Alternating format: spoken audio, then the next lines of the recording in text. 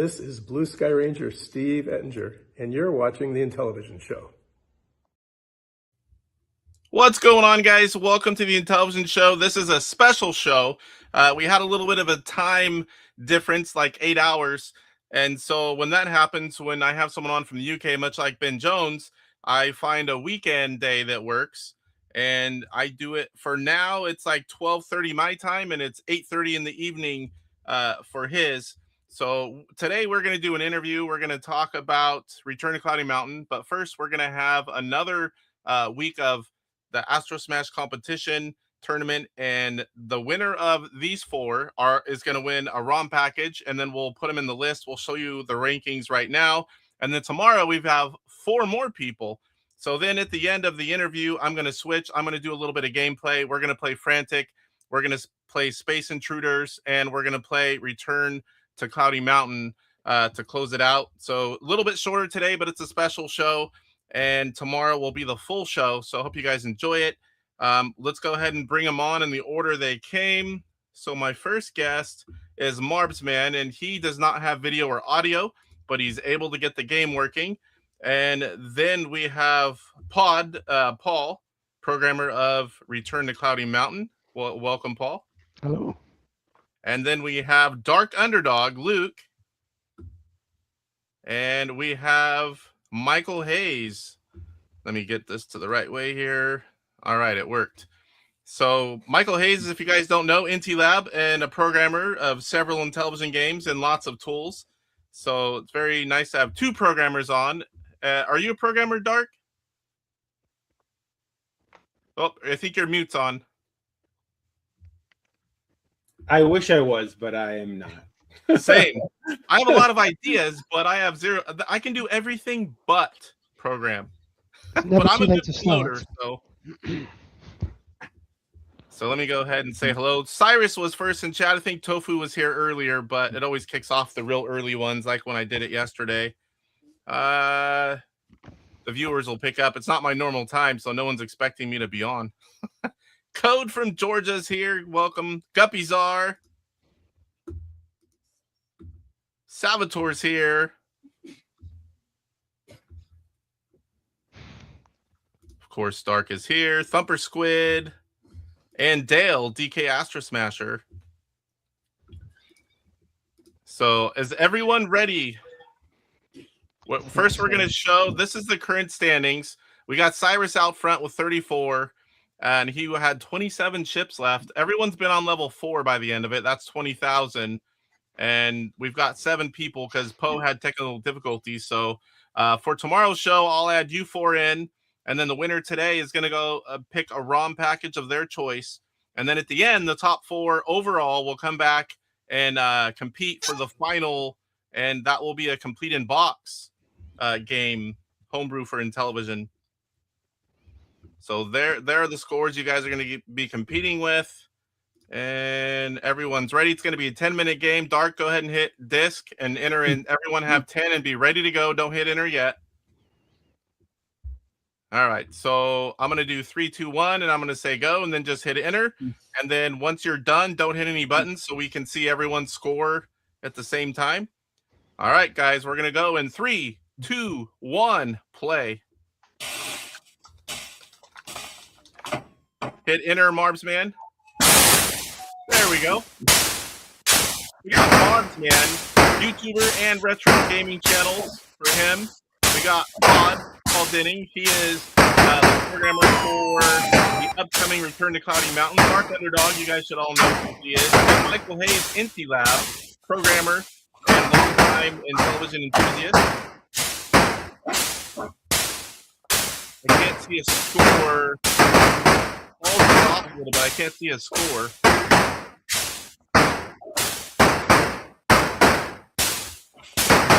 We got Marsman with 6. I'm gonna have to lower Dark Underdogs.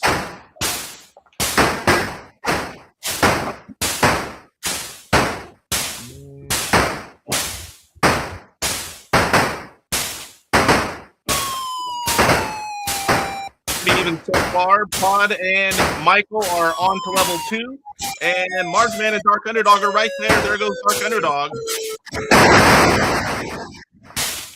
Marsman with a death already has 4 men.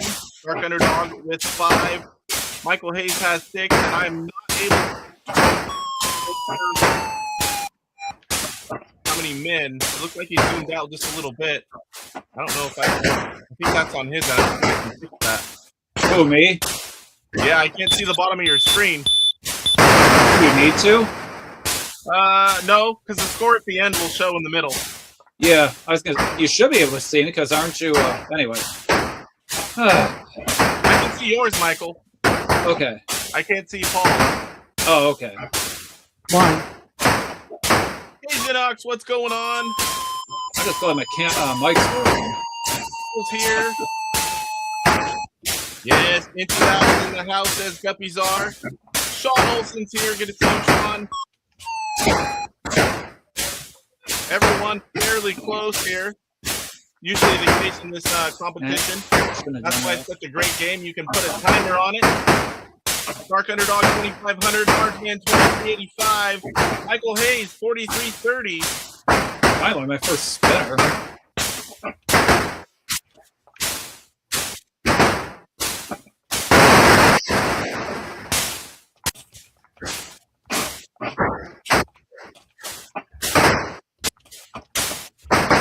Again, the top spot is Cyrus, Super Megagraph 64. Let's see if anyone can compete with that score.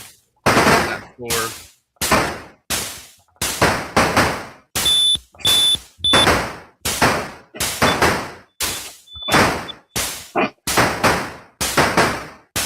Ten-minute competition. We are about 8 minutes left. We're just 2 minutes in.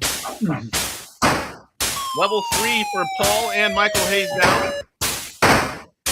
Marmsman is getting close at 4,125. Dark Underdog with a death there, down to 3 men.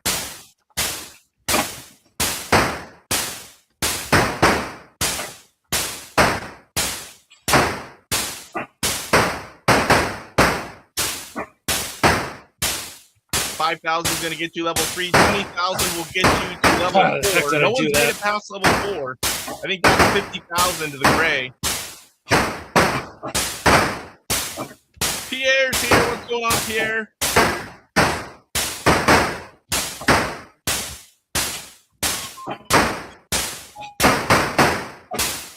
You guys don't already follow Pierre.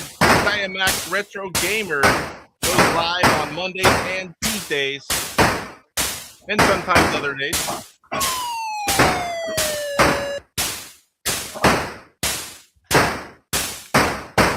Underdog needing to be careful here. Just 2 men. Marsman now moved on to level 3.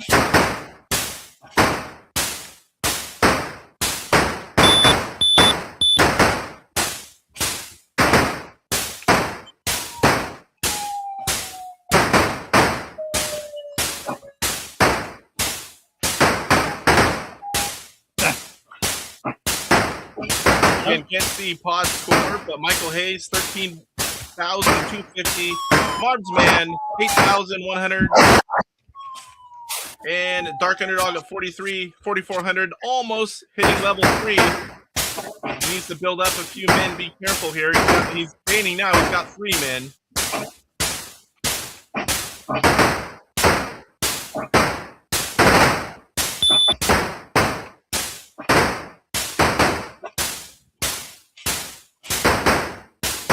Dark Underdog just hitting level 3, then a pop back. Pod to level 4, which means he just recently hit 20,000. And we are halfway through. We are 5 minutes in, 5 to go.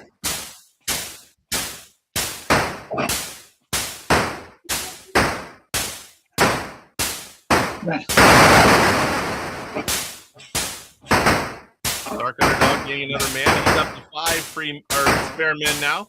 Marksman with 7. Michael Hayes 16. Johnny's here. Come on, Johnny. No, this is a special live stream, Johnny. We got a programmer interview, and he lives in the UK, so 1 in the morning doesn't work on Mondays for him.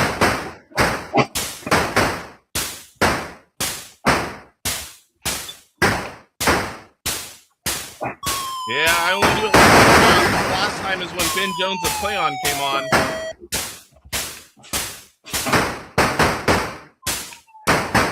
Oh, 4 minutes to go, 6 minutes in, 4 to go. Quad out front. I can't see his score, but he is in level 4, which means he's above 20,000. We got Michael Hayes in the 2 with 19,550.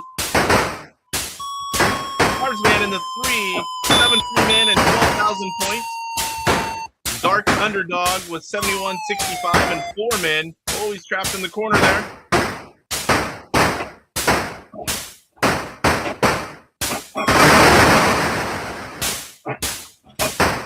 Yeah, this is my favorite way to play Astro Smash. Just set a time limit, and whatever the best score is. Phil, Retro Bliss Gaming, what's going on? Because I'm getting a migraine watching this.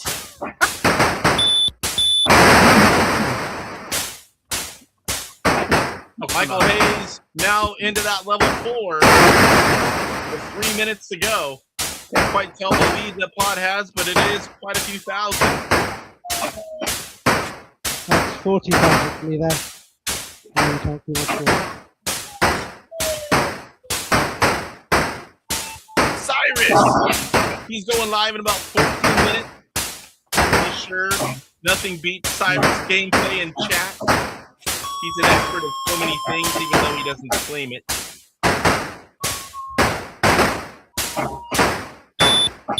I think I said hi to Saboteur.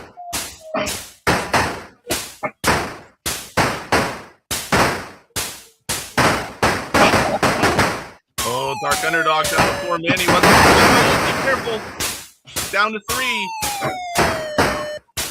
Michael Hayes with 20 spare men. Marsman with 7. Oh, Dark Underdog dropping like flies. 1 spare man. Take it easy right here. 2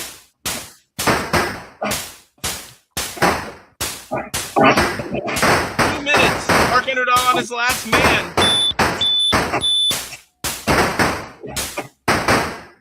Michael Hayes with 26,500. Marsman 17,000. 9,000 for Dark Underdog. Let's go.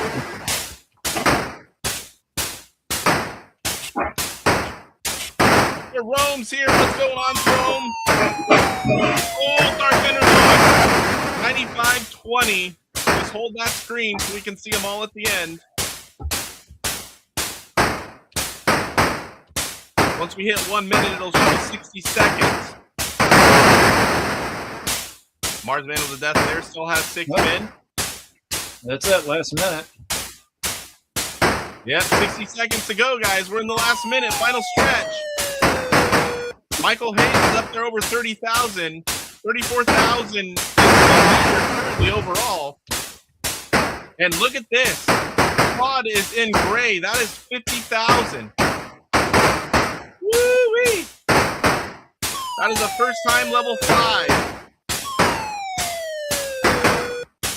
Obsidian Contraption, what's going on? Piggy Jerome, hit the like. 25 seconds. After the tournament, we're going to go into an interview with Return to Cloudy Mountain with Pod. 15 seconds, 15 seconds. Marsman almost to level 4 here. Can he make it before it ends? Oh, he made it! 2-1. All right, hold it right there. So we have 60,110 annihilated. First place is Pod. Then we have second place, Michael Hayes, 31,730. And we have Marsman with 21,120 in third. And Dark Underdog, 9,220. Yeah, you don't really need to say my score. That is awesome, Pod. 60,000. We haven't seen a score like that. It is peak score that we count. So if that's what anyone's wondering. So we have a new leader overall. Awesome. That's nearly double everyone else. I think mine, and I didn't even play live. I think mine was 36. Pose here. Driving the big MP and I'm listening. All right. If anyone has a camera to switch back to, feel free. we'll just talk a quick second here, and then I'm going to move on to the interview. So I know Marsman, I don't know if he can switch over, but thank you all for playing, and that was awesome. Great score, Pod. If anyone has a channel or anything they want to, talk about, you can do that real quick before we move to the interview. With. Go ahead, Michael. Oh, well, I do my Twitch streams now on Sunday evenings, so I'll be going live probably in a couple hours. Awesome. I'll put it in the chat. And if you have Amazon Prime, you get a free membership to Twitch. Yes, subscribe. So if you don't already use it, you should definitely go give that free membership to Michael Hayes. It helps him out. Doesn't cost you a thing. That's what I do with my free one every month. And you have to renew it every month because whenever you pick one, a month later it goes away and you have to do it again. So anyone else? I don't think anyone else does YouTube, right? All right. Well, I'll update those scores, and we will have 4 more players on tomorrow, and I will add them in. And so, Pod, you're the winner, so you're going to pick whatever ROM package you want from any publisher. If you need to know what's out there, let me know, and I'll get that bought and sent out to you. And thank you guys for coming on. I appreciate the time. Yeah, thank you. Oh, no, thank you. It was fun. Thank you. All right, you stay, Pod. I will. All right. We'll talk to you soon, Michael, and we need to have you on one of these days soon. All right, let me switch back over to this one now. All right. Very good score. Wow, I didn't think anyone, after I know I played and Cyrus and a few others, I didn't think anyone could get up that high. Well, that was very impressive. Well, I downloaded it midweek, and I had one go to check that it all worked, and I got 49,000. I missed Gray by about 500 points. So I was like, I think I could probably get there if I get a good run and don't get too many kind of bad kind of multiple things coming at once. And yeah, I was quite happy with that. You only died a couple times, right? It started to happen towards the end. I don't think I died before I got to level 4, and then sometimes you get a few bad patterns, or you just trying to kind of hit an asteroid and you just left, right. So a couple of those, but towards in Grey, I started to get dual spinners kind of coming at the same time, and sometimes and you just can't. You got to hyperspace and hope. If you can't reach them, I always hyperspace and hope I get lucky. Yeah. But I mean, like my luck with hyperspace is awful. Like I used it about 3 times to avoid smart bombs, and I went about that far, and it was likely to go the other side, but like never right across. It's always like, I'm going to move you this far.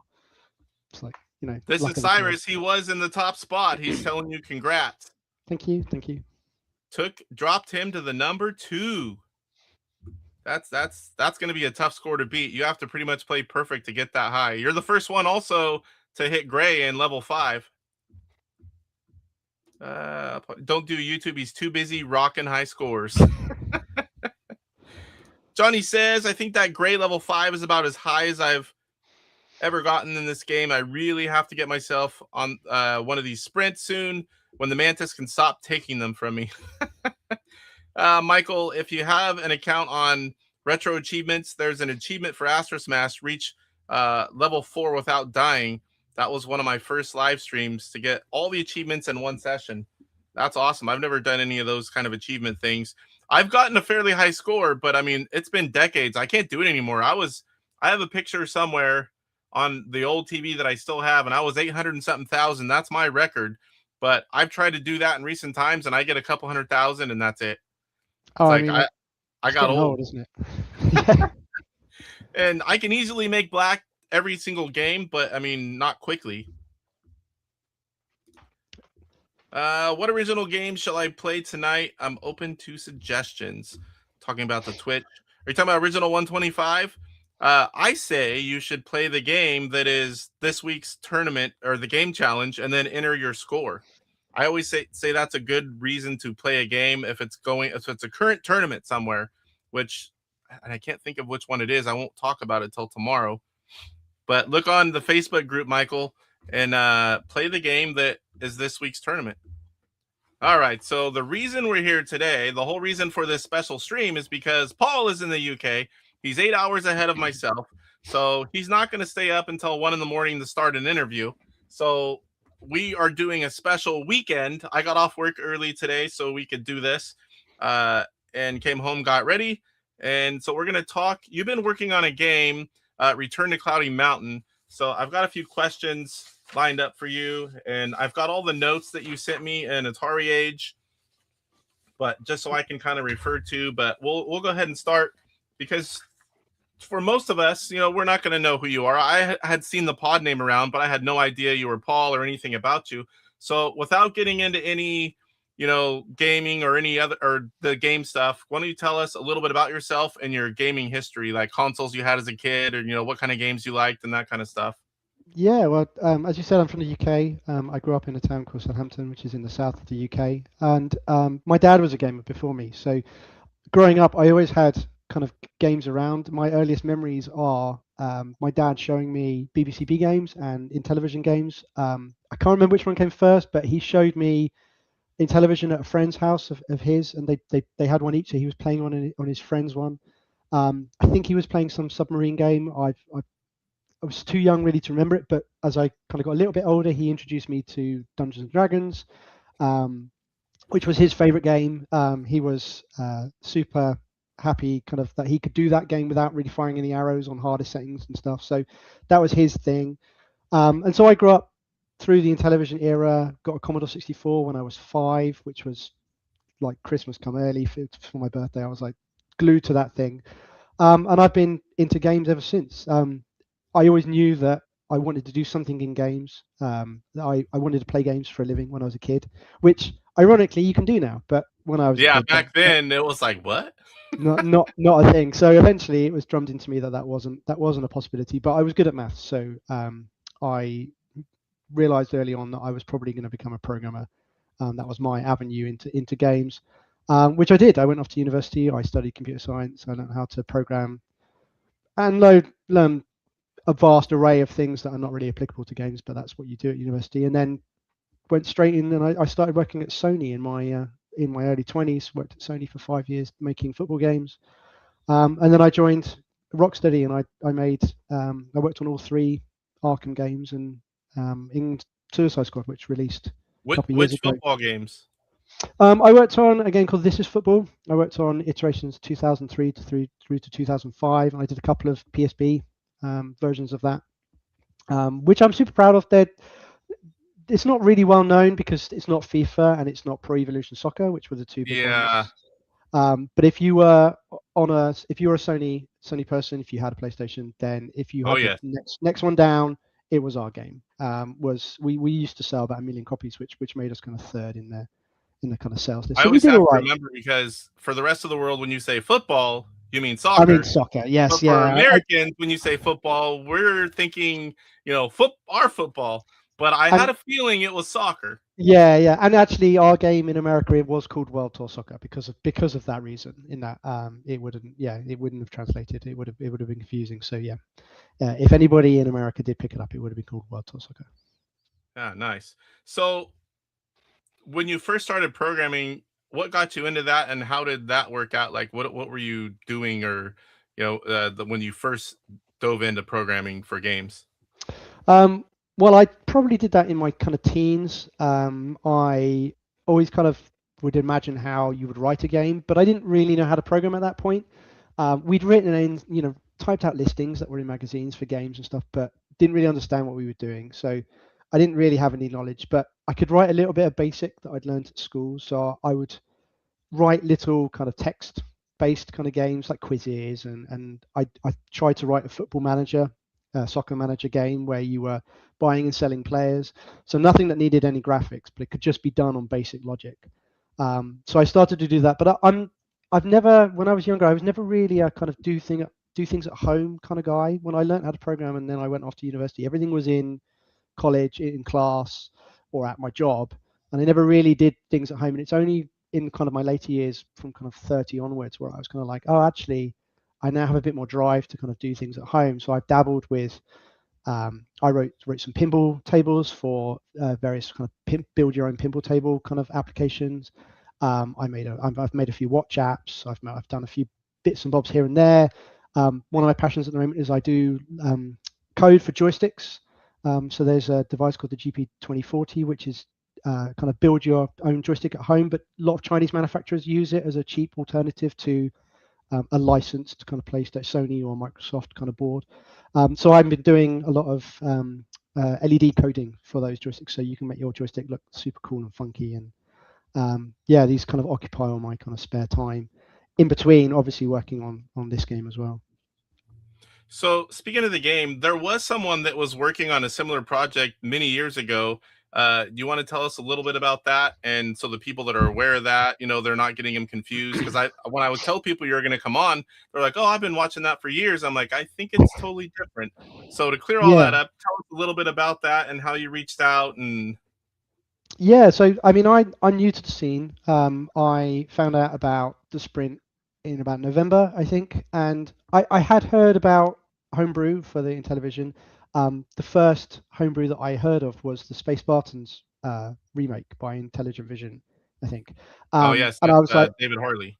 yeah, and I was like, oh well, this is amazing. Like, I had issues with the game as a kid where I felt that there was certain things that it kind of lacked or became unfair later on, and I saw his changes and I thought that's really cool.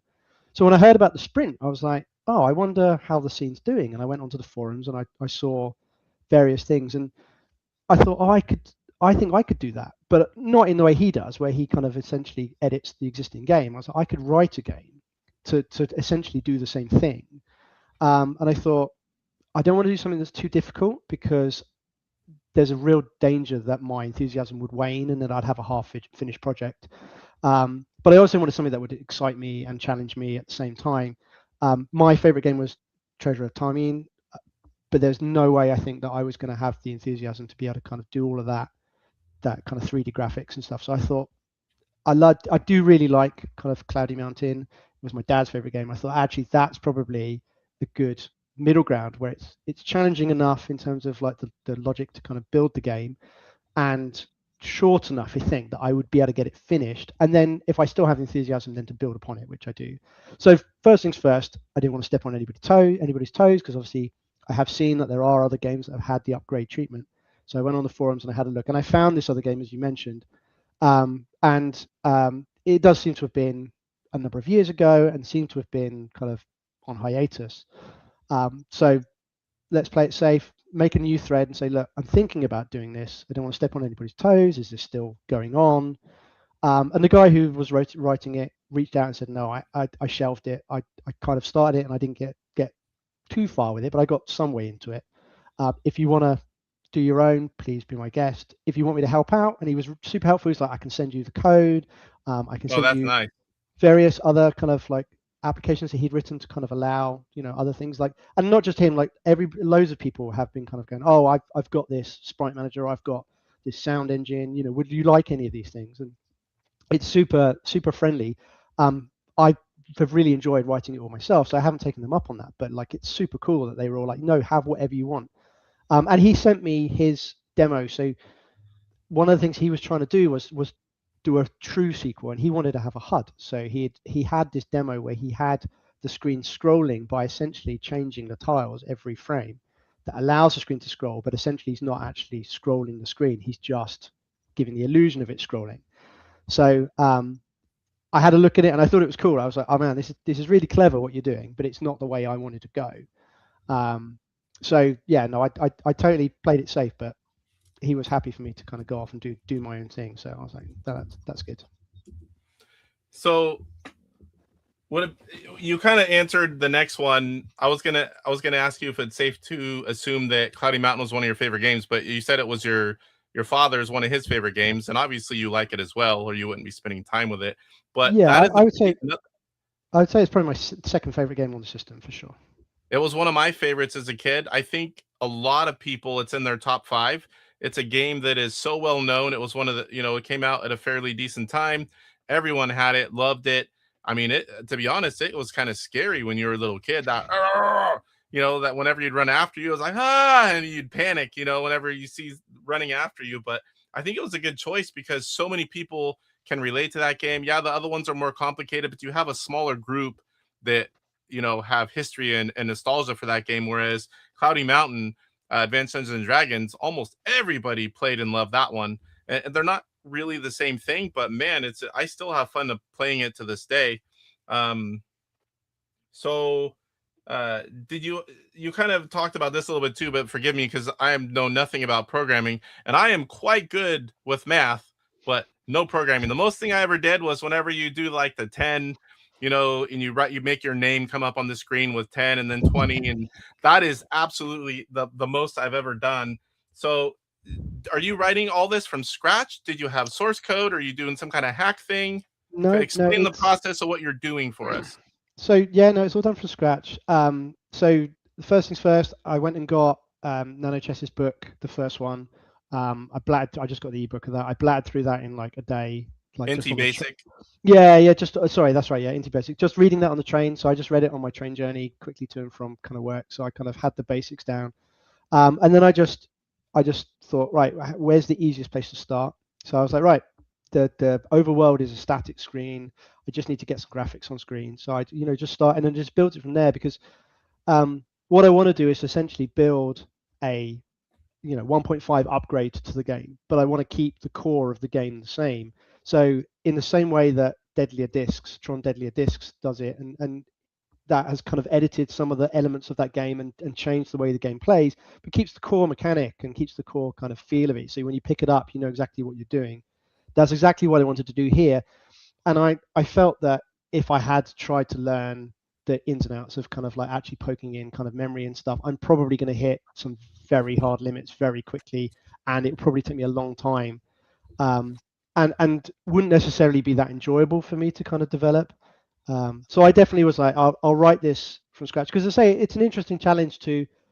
When I started, one of the things I wanted to try and do was to try and stay within reasonable budget limits, to try and mimic what they would have had back in the day. Now, obviously, I've got a 2,000 kind of pound machine, and I've got access to loads of tools. I've got IntelliBasic, which didn't exist kind of back in the day. They would have written it all in kind of machine code or assembly. So I had various things to kind of help me, but I was like trying to keep it under that 6K limit that they had, trying to save memory wherever possible, and I got it pretty far, and I was really proud of how far I got it before I had to then kind of start going, okay, now I'm going to have to use different RAM segments. I have to go over the 10K limit, and then I was 12K, and it's like it just kept kind of snowballing. And so, are you using bank switching? Yeah. So at this point, ALP. So I'm using everything at this point. So I'm using the extended kind of memory. So I've got 8,000 more variables that I didn't have access to, because you get like 250-ish variables, which is not a huge amount. A lot of my code has variables which are very generic, and you have to reuse the same variable in multiple locations, like function variable 1, function variable 2, because you just can't have variables per function. With the 8,000, you probably could, and actually, if I wanted to go back and start from the beginning and essentially go back over old code and make it cleaner, I could, but it works, so I'm not going to touch it for now. But yes, I've got the extra memory, the acceleration for the multiplication division. I've got bank switching. That was essential because I put in music for the title screen, and the music alone was something like 25K for the music. So that alone kind of pushed me into kind of needing to have all these different segments, and the music is in one bank, and then actually music is in two banks. I have to switch halfway through the song in order to keep it going, and then I switch it out for the code once you actually come out of the title screen. So that was great. And then this week I put in save game support as well. So I now have nice. high scores for your best times. So I record how long you're taking over the whole game, and I print that out at the end and say how well you've done. And I have a new high score table that's accessible from the main title screen that gives you your best times for the 4 difficulty settings, but also over the 3 different modes that I've got in, which is normal mode, turbo mode, and super turbo mode. So you have 12 for scripts, and you haven't seen this because I only have this between me and Underdog and DZJ on our kind of test kind of Discord. I have now also recording how many lives you had left. So it doesn't affect whether or not it gets saved as a best time, but it is like these kind of cool little kind of things that essentially keeps it within the kind of 1.0 sphere, that the game is still the original game you remember.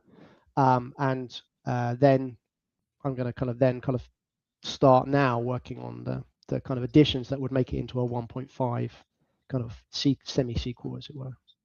Yeah, I mean, not that I know a lot, but I'm quite impressed that you've rewrote everything from scratch, because I was thinking, man, how do you get the source code?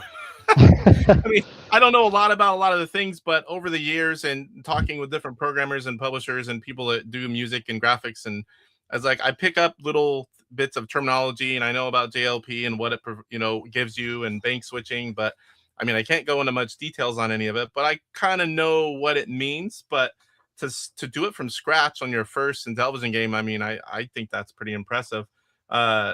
So you've built the game from scratch. Why don't you tell us a little bit about what's changed already from like the original game and all the enhancements, and then after that we can go into things you plan to do. But what's already in there? So the game is essentially the original game complete, but there's a number of kind of essentially bug fixes and minor enhancements that are available because of the extra memory that I have, the extra ROM space, that allows me to fix some of the issues that they probably would have done if they had the extra kind of time and budget. They were probably pushing right on that 6K limit, and I'm already at 45 or something. So when you push against things like when you push against the wall, when you grind against the wall, the way I think they did it is essentially they do an anti-clockwise kind of can you move in this direction check.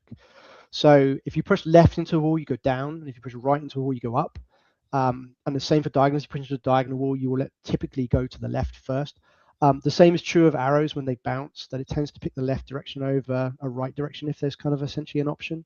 And I think that's just the fact that in order to make all those choices, you'd need a lot more code in order to kind of go, can I do this or can I do this?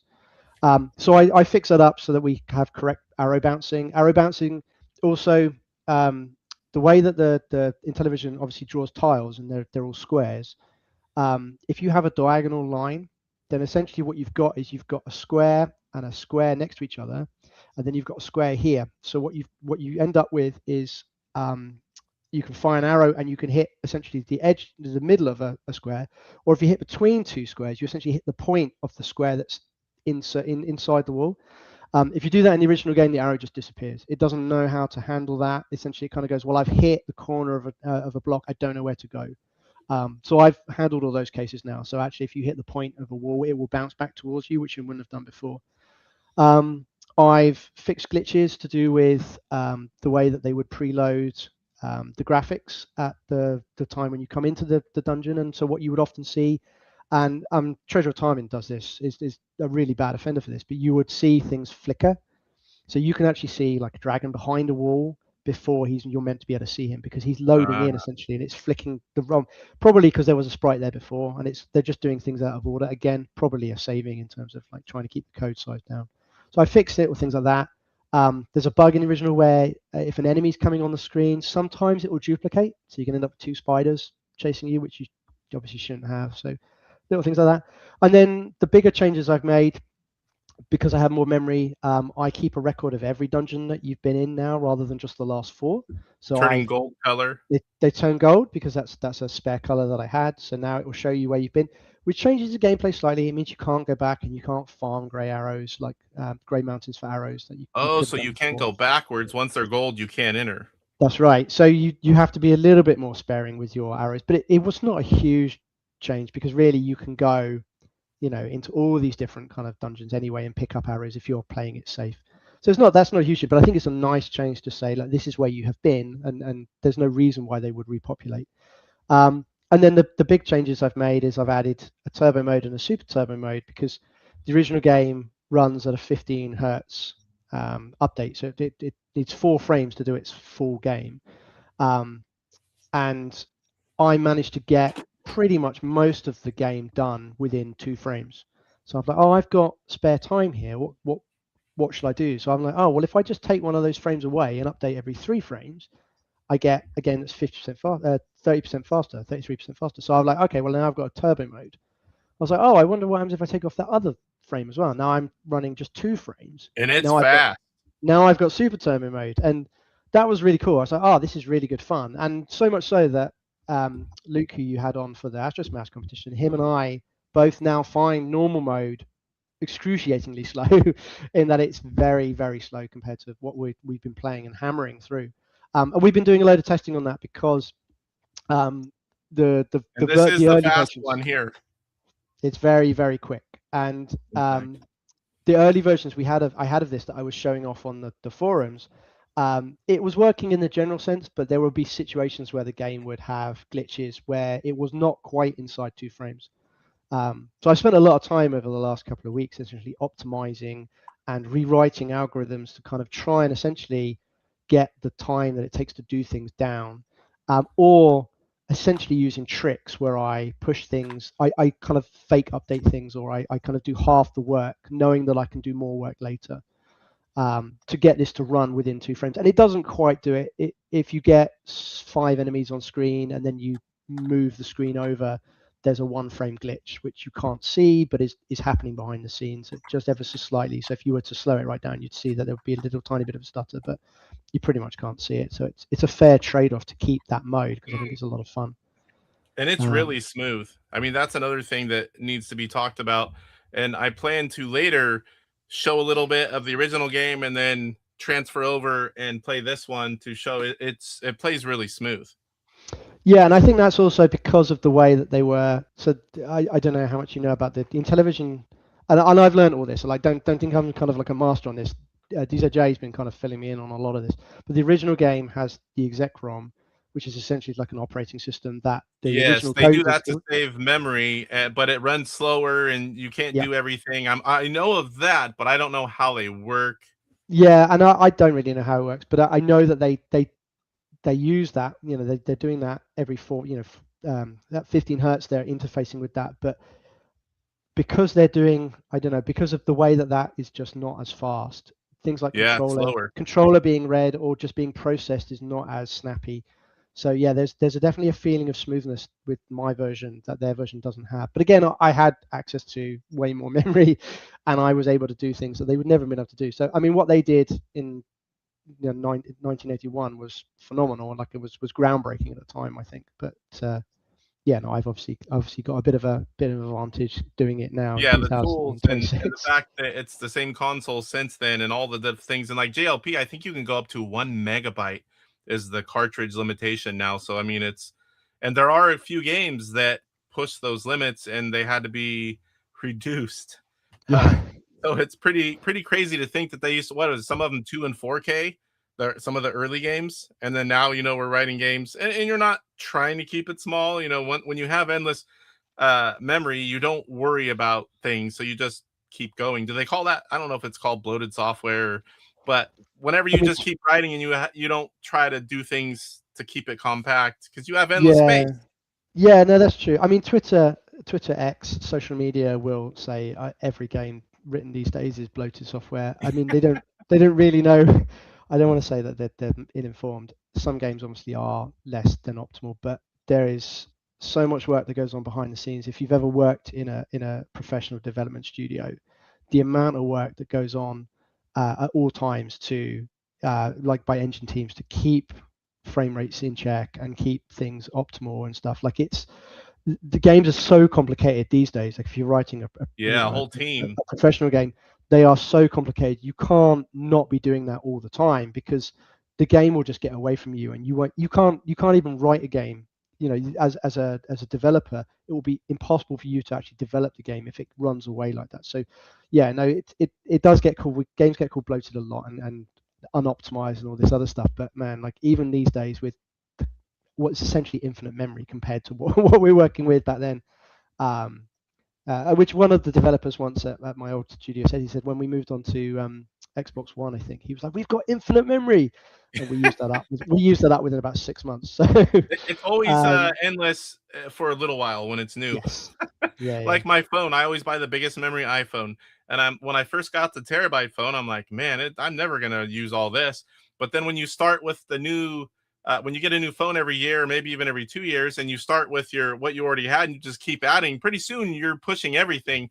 Now I need the 2 terabyte phone, but the problem is that thing's $2,000 plus taxes. I'm like, man, memory's so expensive. Yeah, games get bigger, your camera gets a higher resolution. So video. My kids, they blat the iPad and my phone with videos, and they use up all the storage space.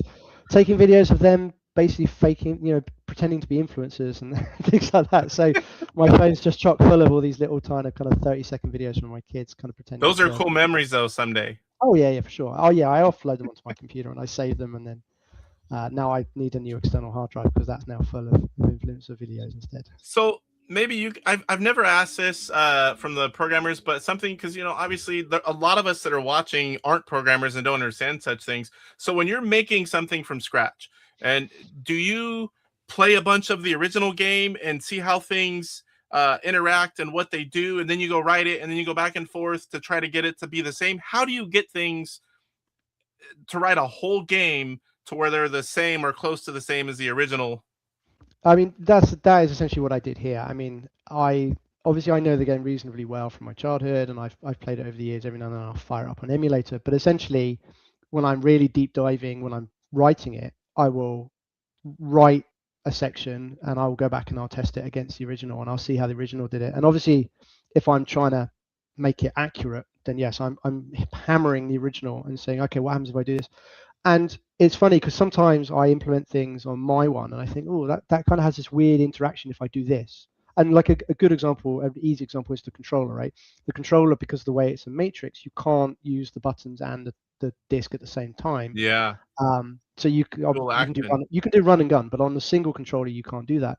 And so I was trying to see, what happens if I do press multiple buttons on my keyboard and see what happens in my game. And it creates certain effects, and then I'm like, I wonder what it does in the original, and then I go and load the original, and the original has the exact same response.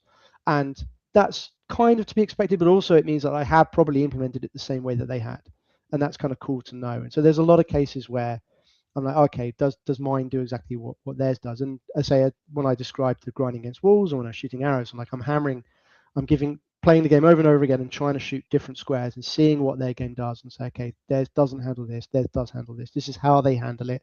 How far does the arrow go? How many times can it bounce? And I kind of write it all down, and then I go into mine and then I kind of implement it in the same way, test it, see if it does kind of do the same thing. And you just build it up in small blocks, really. Like it's a bit like kind of building a Lego figure. You start with something that's quite easy, put a few bits together. Go, does that look kind of right? Okay, that's cool. Put that to the side, work on, if you're building like a creature, build the next leg. And I like, this is the way I do it. Start with something simple, the overworld. It's quite easy to get that up and running, and then move on to something else and just pick something that kind of interests you. So, but also you're kind of governed at times by what's necessary. So dungeon building was kind of early on one of the things I had to do, which is quite handy because the good thing about rewriting a game that's that old is that a lot of people have kind of deep dived on these things already, and there was already a page where it went into exactly how the dungeons were built and how they were laid out. And I'm like, okay, well, I don't even have to kind of work that out. I can just follow their guide. Yeah, good research material. To rewrite it. So that's perfect. And as it turns out, I slightly misread something that they had. It was only last week that I fixed that, where I was building the dungeon wrong, and that was only because I was deep diving a bug that Luke had found, where he was like, I've got this problem where I think he was trying to shoot an enemy round a corner that was in the dark, and he was missing. And so I was like, I wonder how the original game has that. My theory is that my enemies were moving out the way before the arrow got to them because he was on hero mode. So I loaded up the original, and I couldn't replicate the scenario. I couldn't get the two specific dungeons to come next to each other, and I'm like, why is that not happening? And then it was only then when I kind of then looked at the guide and I looked at what the original game was doing and looked at what my game was doing. And my game's not building the dungeons in the same way that theirs is, even though I thought all these months I thought it was. It turns out I'd made a mistake, fixed that, and now my dungeons do replicate kind of the original dungeons exactly. So okay, that's kind of cool. So another thing I've learned, I've been not working with like programming, but working with you saw him at the beginning, Blue Sky Ranger, Steve Ettinger. He did a lot of the original Intellivision games, including one of my favorites, Chip Shot. Well, he's working on another Chip Shot game, and I'm an ideas guy. He bounces things off me. I say, hey, let's try this. I'm the game tester. Like, he'll tell me about stuff that happens. So how often for you does it happen where you add a new thing or implement something and then it like messes something up and you have to go back and fix, something else? Yeah, I mean, in my day-to-day job that happens a lot because of the complexity and lots of people interacting. But It happens a bit. Like I put in like when I do things for Super Turbo, like, and I'm trying to optimize, then sometimes I would send it off to Luke and go, try this. I think I've got this nailed. Then he's like, oh, I found this other thing, and I'm like, no, yeah, I caused that by doing this. Like I thought that I was, covering all my bases. I forgot an edge case and things. So that does happen, but luckily, I'd say again, these games are small enough that they're not as bad as it would be on a kind of major title that I would do day to day. So usually he points out something and I've got it fixed within 30 minutes, an hour or something, and then I chuck him another version and he'll kind of test that for me. Yep. But I mean, like the cool thing is that not just Luke, everybody on the forum has been obviously following my progress, and they've been kicking back their own ideas of what they thought might be cool. And I've been writing down like some of their ideas. I'm like, oh, okay, that's a really cool idea. I'll take that. If you're okay with it, I'll put that in. So I've got a big list of things that people have just suggested, like, oh, it would be cool if they did this. And some of them I'll take and some of them don't. I have my own ideas for which direction I think the game should go in, and also which ideas I think are workable within the time frame I'm kind of aiming for to get this finished. I can't spend forever on it. And there'll come a point where my enthusiasm will start to wane, where I need to kind of say, oh, okay, there are other projects that need my kind of time now. So I think I've roughly got about 4 months of enthusiasm left. So I'm like, okay, what can I get done in the next 4 months? Finished, I hope. Well, it's taken me 4 months roughly, maybe 5 months. If you take a month for optimization, it took me 4 months to get it to roughly a 1.0 edition. And then my plan is then to spend another 4 months to get it. And that's my next question. But do you know who Deckel is? No. Deckel is one of the most brilliant minds that we have in the Intellivision community. He's done all kinds of things, and he doesn't usually pop in because when I go, he's somewhere over that way like you, and it's like the middle of the night for him. So it's great to see you, Deckel. Yeah, the stuff that guy can do, whew, I can't even begin to at least programming. I can he does stuff with hardware and like I can't even talk about it. I'd love to have him on the show sometime. But if he ever does, it'll be on the weekend, like what we're doing right now.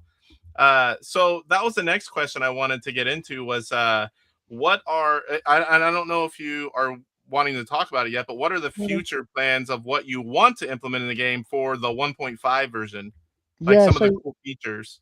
Yeah, so there's certain things that I'll kind of like give a vague idea of, because obviously one of the things that I don't want to do is to spoil a game for everybody, because I've been quite up to this point. I've been very open about it. Like, this is what I've done, and showing lots of videos and lots of screenshots. But I also don't want to kind of people to get bored of it before it comes out. So I have kind of said from this point onwards, my updates will be a bit more kind of like textual in nature, and it will be much more kind of, I've added a monster, or I've added a feature. You'll have to wait and see kind of things. But I'll keep people ticking over to know that it's still being developed. But my plans are kind of, I've got some ideas for new monsters. Some new items. One of the things that I mentioned on the forums already is that I want to essentially give you more things to collect that are for the dungeon phase. So at the moment, all the items you collect are to give you overworld traversal abilities, to allow you to go over rivers, the forests, and through the gate. But there's nothing that influences the actual core gameplay at all. So I want to put in a few items, and so I had this idea of a new dungeon type, where you would essentially find power-ups for your character that would be permanent for the game. And I've discussed the idea of essentially taking away the idea that you can bounce arrows from the beginning of the game and giving that as an upgrade that you'd pick up. And maybe there'd be an element of armor, which would give you a little bit more protection. Maybe you can pick up an extra man. And I've got a kind of sheet of ideas of things that I could potentially implement that I've kind of, we'll tackle at some point. New monsters, I've got some ideas for new monsters. Someone had this brilliant idea. I won't go into it because I don't want to spoil it, but someone on a forum or a YouTube video, I think, had this cool idea. And I was like, I think that's brilliant. Is it okay if I steal that? And they were like, yeah, that's fine. So I've got some really cool monster ideas that I want to kind of implement. And they will have different behaviors, because all the monsters in the game, they all do the same thing, right? They all just charge at you as fast as they can. Yeah. But I've got a few ideas of how I can essentially not drastically change the game, but maybe I can slightly tweak that, so there are a few things that do slightly different things. And then I want to add some variation to the flow of the game. So at the moment, you have 4 maps, they're 4 overworld maps, and you just go from left to right. And I've got some ideas of how I might kind of essentially make that more interesting, and not just some more variations, like some actual kind of other things that will go in there. I don't want to go too much into that because I think that'd be a cool kind of stuff to see for the first time when you play it. I want to add some more lore and some story mode, and I've gone back and forth on this. I don't want to slow the pace of the game down. It's really cool that you can just get in and go.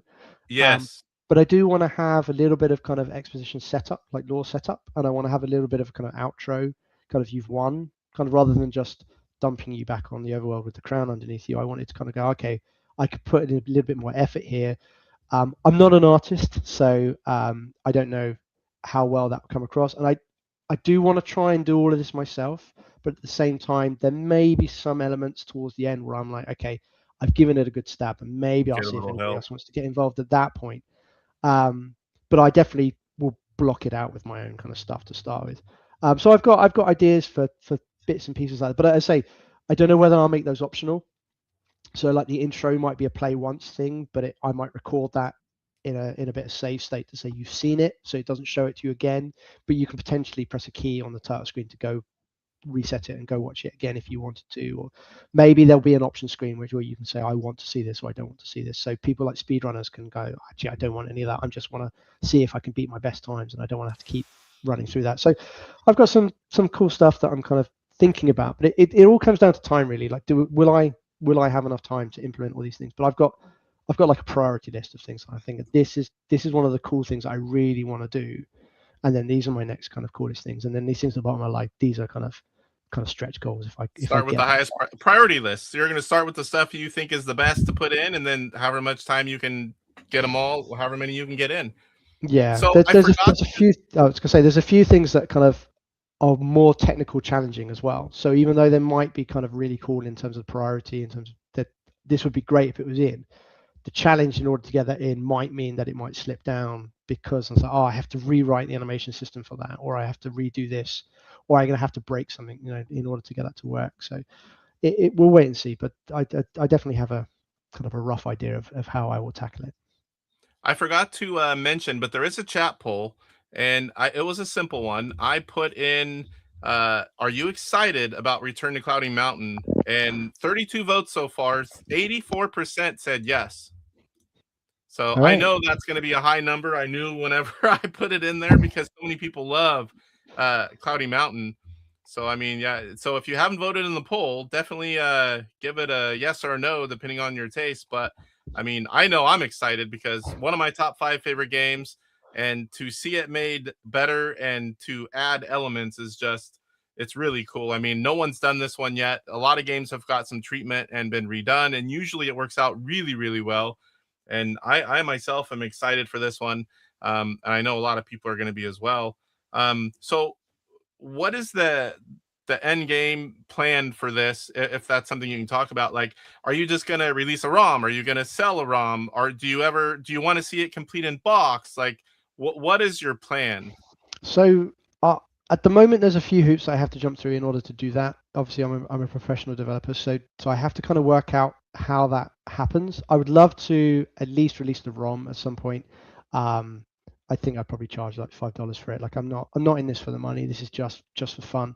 I would love to, obviously, like part of me was like, I'd love to see it on a shelf. Like I'd like if there was the option of a complete inbox and have that on a shelf to say, look, I did this thing, especially if I managed to do it all by myself. That this is a game, because I started in the PlayStation 2 area as a programmer. So my smallest team I ever worked with was like 20 people. So I've never written a game just by myself that's kind of ever been released. So that would be kind of cool to have on a shelf. But there's obstacles to kind of get through first. I'm hopeful that they'll be resolved and stuff, and we'll find out a way to get that done. But no, that I would love to get it to that point. I had a publisher reach out to me when I started saying that obviously it's early days, but if you're thinking about publishing this at some point, give us a shout. So I've had interest from people who are like, give us a call when you get nearer the end. So I'll see where I am in 4 months. I'll see what my kind of situation is, and then I will kind of work out how I'm going to deal with it. it will come out in some form, I'm sure, and it would be a crime. I think I would be devastated if I'd spent all that time on it and then I couldn't all that even kind time of and give it away. effort. Yeah. So we'll see. I have had people ask me for source code. That's probably the one thing that I probably wouldn't give away. Yeah, I wouldn't do that. Usually that's not given out. Because the trouble is once you do that, people can run with what you've got and then do their own versions and stuff. And I'm not keen on that. But I have said to people that if anybody has any questions on how I implemented features, or they want just small snippets, like they're like, oh, how did you do this? Or how did you do this? I'm more than happy to either kind of give snippets of the code or give some pseudocode for how that was kind of done, or just to explain my process. I'm happy to do that. Yeah, please feel free to reach out either on the forum in the big thread. You can DM me as well, and on any of the videos that I've posted on my YouTube channel of the progress and stuff. Please feel free. Like I'll talk about it. I love talking about my own games, so please. This is a good one here, and this can go either way because I know all the publishers, all the people that do the boxes, all the people who do overlays, manuals. There's people that are experts in each one of those. So if you ever do something on your own and you don't go to the publisher, I can put you with any of the right people that do those things for a lot of the homebrews. And if you go with a publisher, that's a partnership. One thing that I recommend is a lot of times, the programmer can keep the ROM rights where you can sell it and release it and how you want, and they just get the physical rights. I highly recommend that because some of the publishers won't release the ROM, but the Sprint has kind of been changing that. But I don't think I would. I mean, I'd say it. I would love to have a complete in-box version of it, but I would I would want there to be a ROM. My favorite game as a kid, actually, on the Commodore 64 was Ghostbusters, and I came into the scene in like November when I heard about the Sprint, and I saw, oh my god, you've got this amazing version of Ghostbusters on the system. It's a good one. And I mean, I don't have an Intellivision anyway, so I can't even go and pay silly eBay prices to get it. Like, there's just no way for me to play that. And for all intents and purposes, reading the forums, it looks like there may never be a way for me to play that, and that's supposed to come out with in a ROM form eventually. I think either this year or next. I'll be there day one. I'll be like, pay. So like that's cool. So I as a end user, I was like, oh, that's a real shame. So I totally would be like, yeah, no, if I'm going to release this, I would want people to be able to play it. I got into this whole scene because of the Sprint coming out. So I would want people to be able to play on the Sprint. So we'll see. I mean, let's say this is 4 months down the line. We'll see what's available at the time. We'll see what the market's like in terms of and who's happy to kind of work on it. And fingers crossed, everybody will be happy. But wait and see, I guess. Yeah, collectors want the box. Plus, it's just cool to have your game how it would come out, in the original days and complete in box like. All of these behind me and behind me where you can't see, these are all Intellivision homebrews, every single one that's ever been released. And I'm a fan of that, but a lot of people don't have the extra money. They don't have the extra space because when you've been buying games for the same console for 40, 50 years, eventually you run out of space. So a lot of people, especially with the Sprint, they're interested in ROMs. They want to play the games, they want to enjoy them, but they can't collect everything that comes out. And it's nice to see that the Sprint has been changing that because we get a lot of ROMs now where we didn't before. And, it's great to see, especially like you said, when you create something, and just like me, when I make a video, I don't create it and spend all this time so nobody watches it. I want people to watch it, get information, learn things. You want people to play your game because you made it and it's fun. And it's nice whenever people can play however they want. If you want to play a ROM, get a ROM play on your Sprint or your LTO or your backbit. If you want to get the complete in box and play an original hardware with the original CRT, you can do that as well. It's just nice that everyone can have the opportunity to play it the way they want to. Yeah, absolutely. Let me see if I think I've got everything. And when you release the ROM, I'm assuming you know about like Sprint Game Manager and like the Sprint packages and how everything has to be sized the same. And I've helped a lot of publishers or programmers early on with the ROMs, creating those packages. It's not too hard with the Sprint Game Manager. At first, I was doing it by hand in Photoshop, but that is the best way to release a ROM these days because so many people are playing on the Sprint, and you can just copy it over to your build. You can just plug in it, into USB and play it. but I highly recommend the sprint packages. So my next question would be, after this, do you have any desire to someday again do another Intellivision game, or was this just I want to do this and put one out and I'm kind of done thing? I would say at the moment it's probably a one and done, just because the amount of time it takes and the other things that I have going on. Like I have 2 kids. I have my day-to-day job is kind of writing games as well. So I'm kind of one of the things that I found over the last 4 months is that my other hobbies have obviously kind of died off. Like my favorite game at the moment for the last 20 years has been Street Fighter, and I play Street Fighter 6 a lot. Oh yeah, that's my favorite fighting game. I haven't played any Street Fighter hardly in the last couple of months. I mean, we're 3 years into the Street Fighter 6 life cycle, so there's a little bit of a kind of natural kind of drop off for that. But yeah, that's kind of gone by the by. My just keeping up with TV and other things, because I'm super hyped at the moment for Return to Cloudy Mountains. So I'm like, okay, I can do these things that I enjoy, or I can go write a new feature. So there will come a point where I'm like, I need to get that time. I want to get that time back. I want to catch up on my shows. I want to catch up on my games. I want to kind of finding the right balance.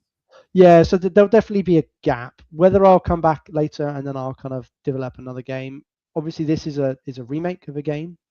But if I was going to do this again, I would probably be like, I'll write something original at that point. I'm like, okay, I've done the remake kind of route. Let's try something kind of that's all my own kind of thought process and stuff. And I'd probably go that route instead. But we'll see. Like, who knows where I'll be in a year's time? Like it could be that life just doesn't give me the time I need, or then maybe it goes the other way. Maybe I suddenly find that actually, oh no, suddenly I've got a load of extra time. So like maybe I'll start that project now. So we'll see. Original games are pretty cool when you have a totally original idea and you know what you're doing and you can implement it well.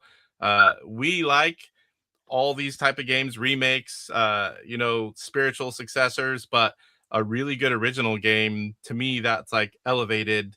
And a lot of us really like that. Like right now we're playing Frantic. I don't know if you've seen that one. I have, yes.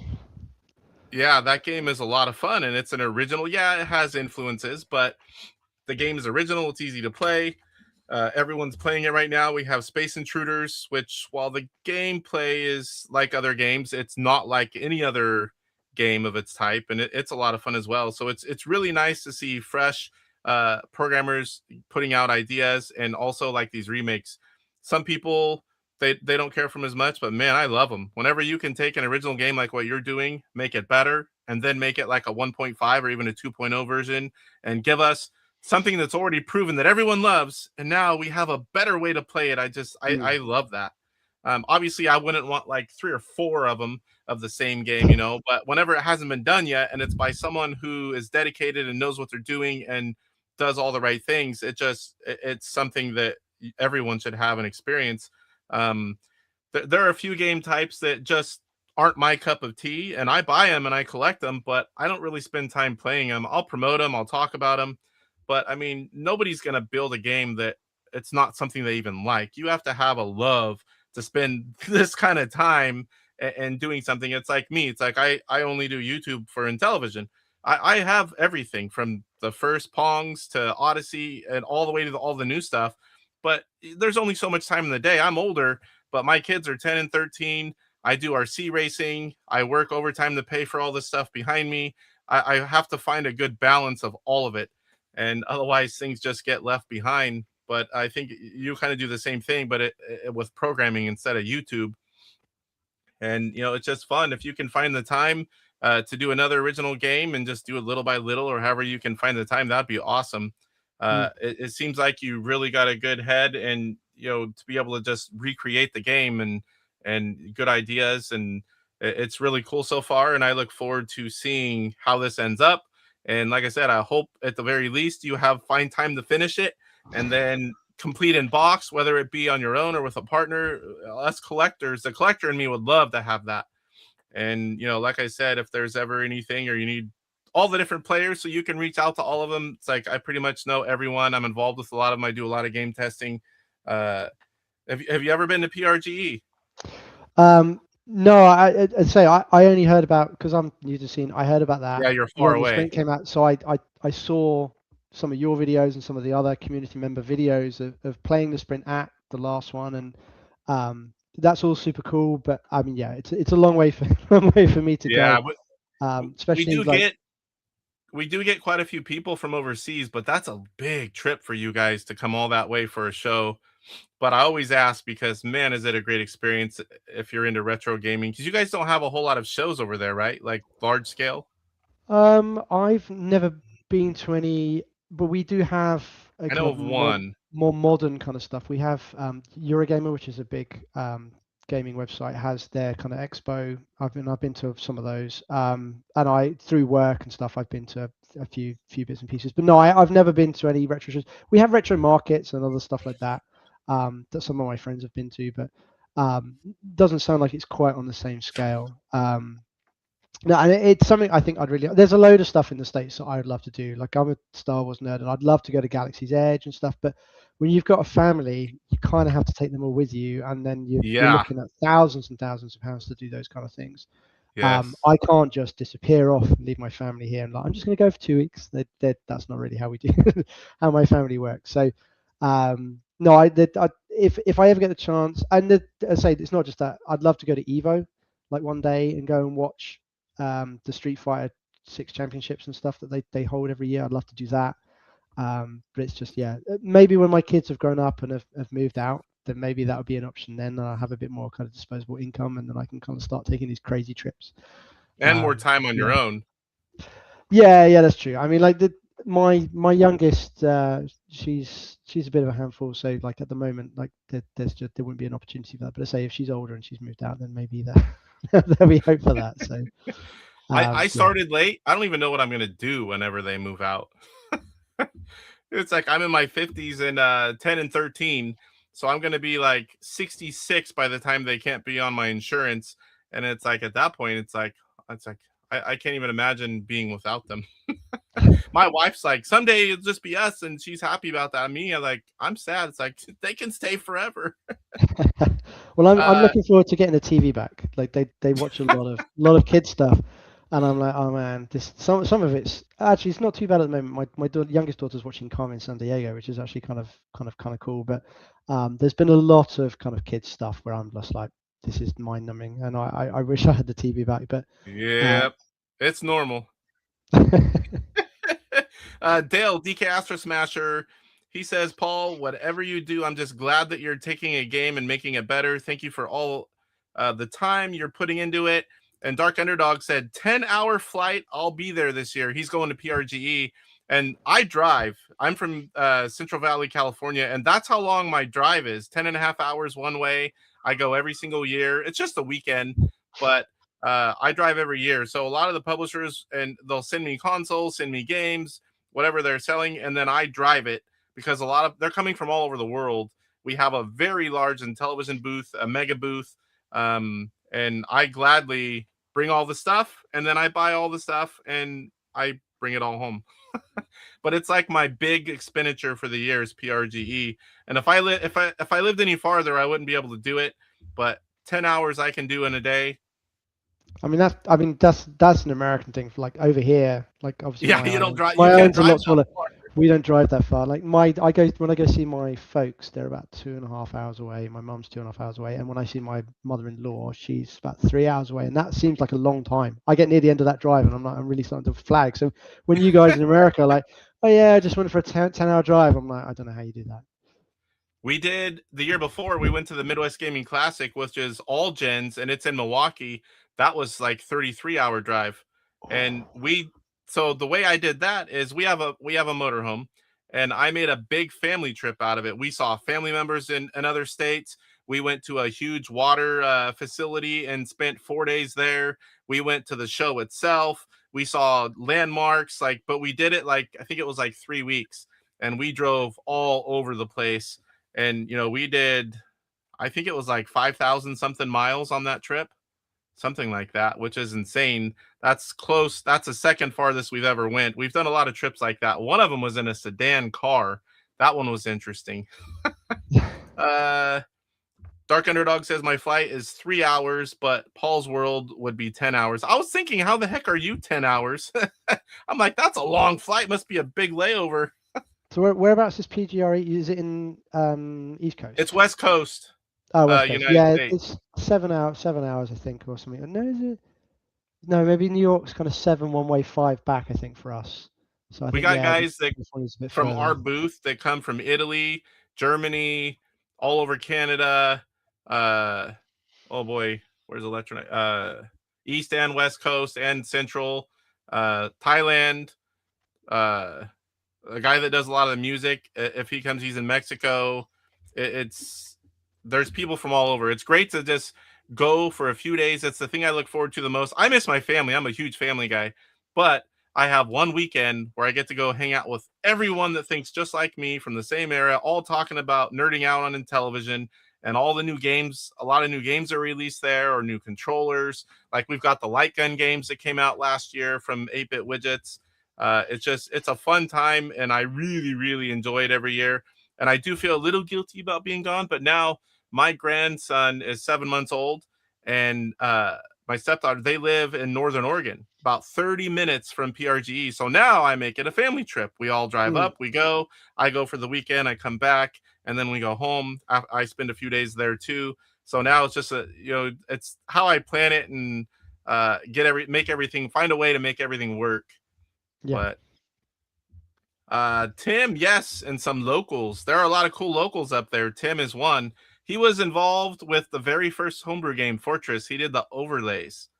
There's so many people that it's cool to meet everyone. Some of these, like for years, would talk just online, and before all this modern stuff, emails and different things, and then you just get to start hanging out with them once a year. For me, it's like, man, I save vacation days for it, save money, work overtime. It's like every year I just love going. It's my one big getaway. So I think we've covered everything.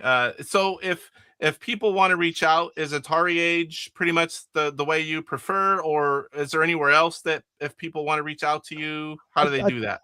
AtariAge is probably the best, because like that's where I have my big thread, and like if you want to talk specifically about the game, or you have ideas, or you want to kind of give feedback on anything that I've shown, then yeah, you can totally kind of jump on there, and I can be DM'd on there as well. I do have a YouTube channel with, like, let's say, clips of my game, and some other random kind of junk that I've kind of done, a bit of retro gaming on there. I have the world record for 1943 in MAME, for instance. Oh, nice.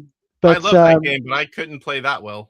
Well, it's a bit orangey heavy, and there's no auto fire, so it's very hard on the wrist. Like I in order to beat my world record got taken, I had to take it back, and I spent a week essentially trying to take it back, and by the end I had RSI and I had to kind of stop playing. But I got it on the last attempt, and I was like, I'm done, because my wrist was it's so painful. Like, just what score range is that? Just out of curiosity. I can't remember now.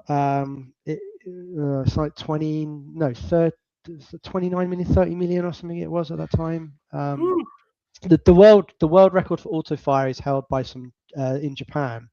And there's no video footage of that. They record theirs by referee and store them in magazines and stuff. So that's you are able to exploit the game by using auto fire, and so that score is way higher than my one. But as far as I'm aware, no one has a higher score without auto fire, and I have the high score on MARP and on Twin Galaxies for that.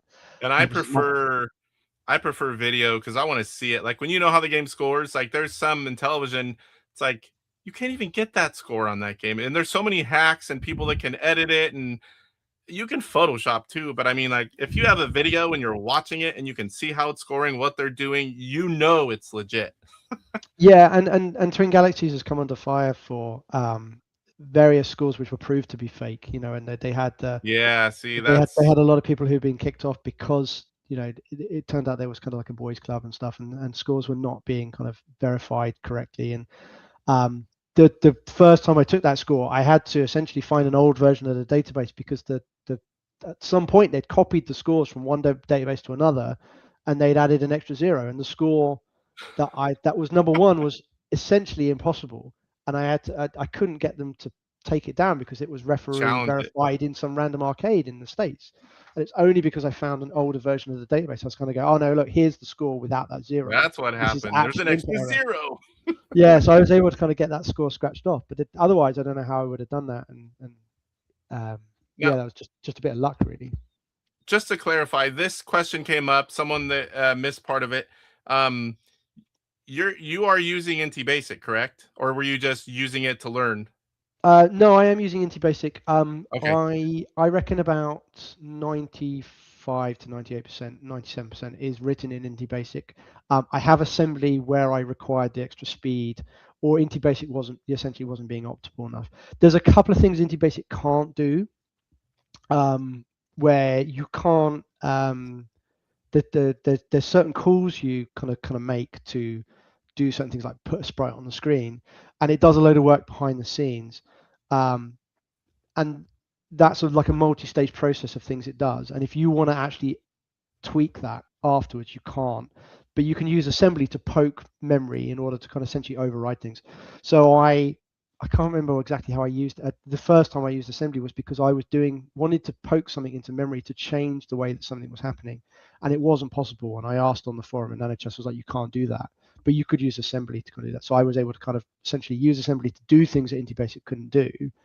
And then later on, that's when the optimizations came. I was like, okay, I've got this function that's, because the emulator allows you to debug and to profile your game. So I would profile functions and say, okay, I know I've got 15,000 cycles per frame to play with, and this specific function's taking 4,000 cycles.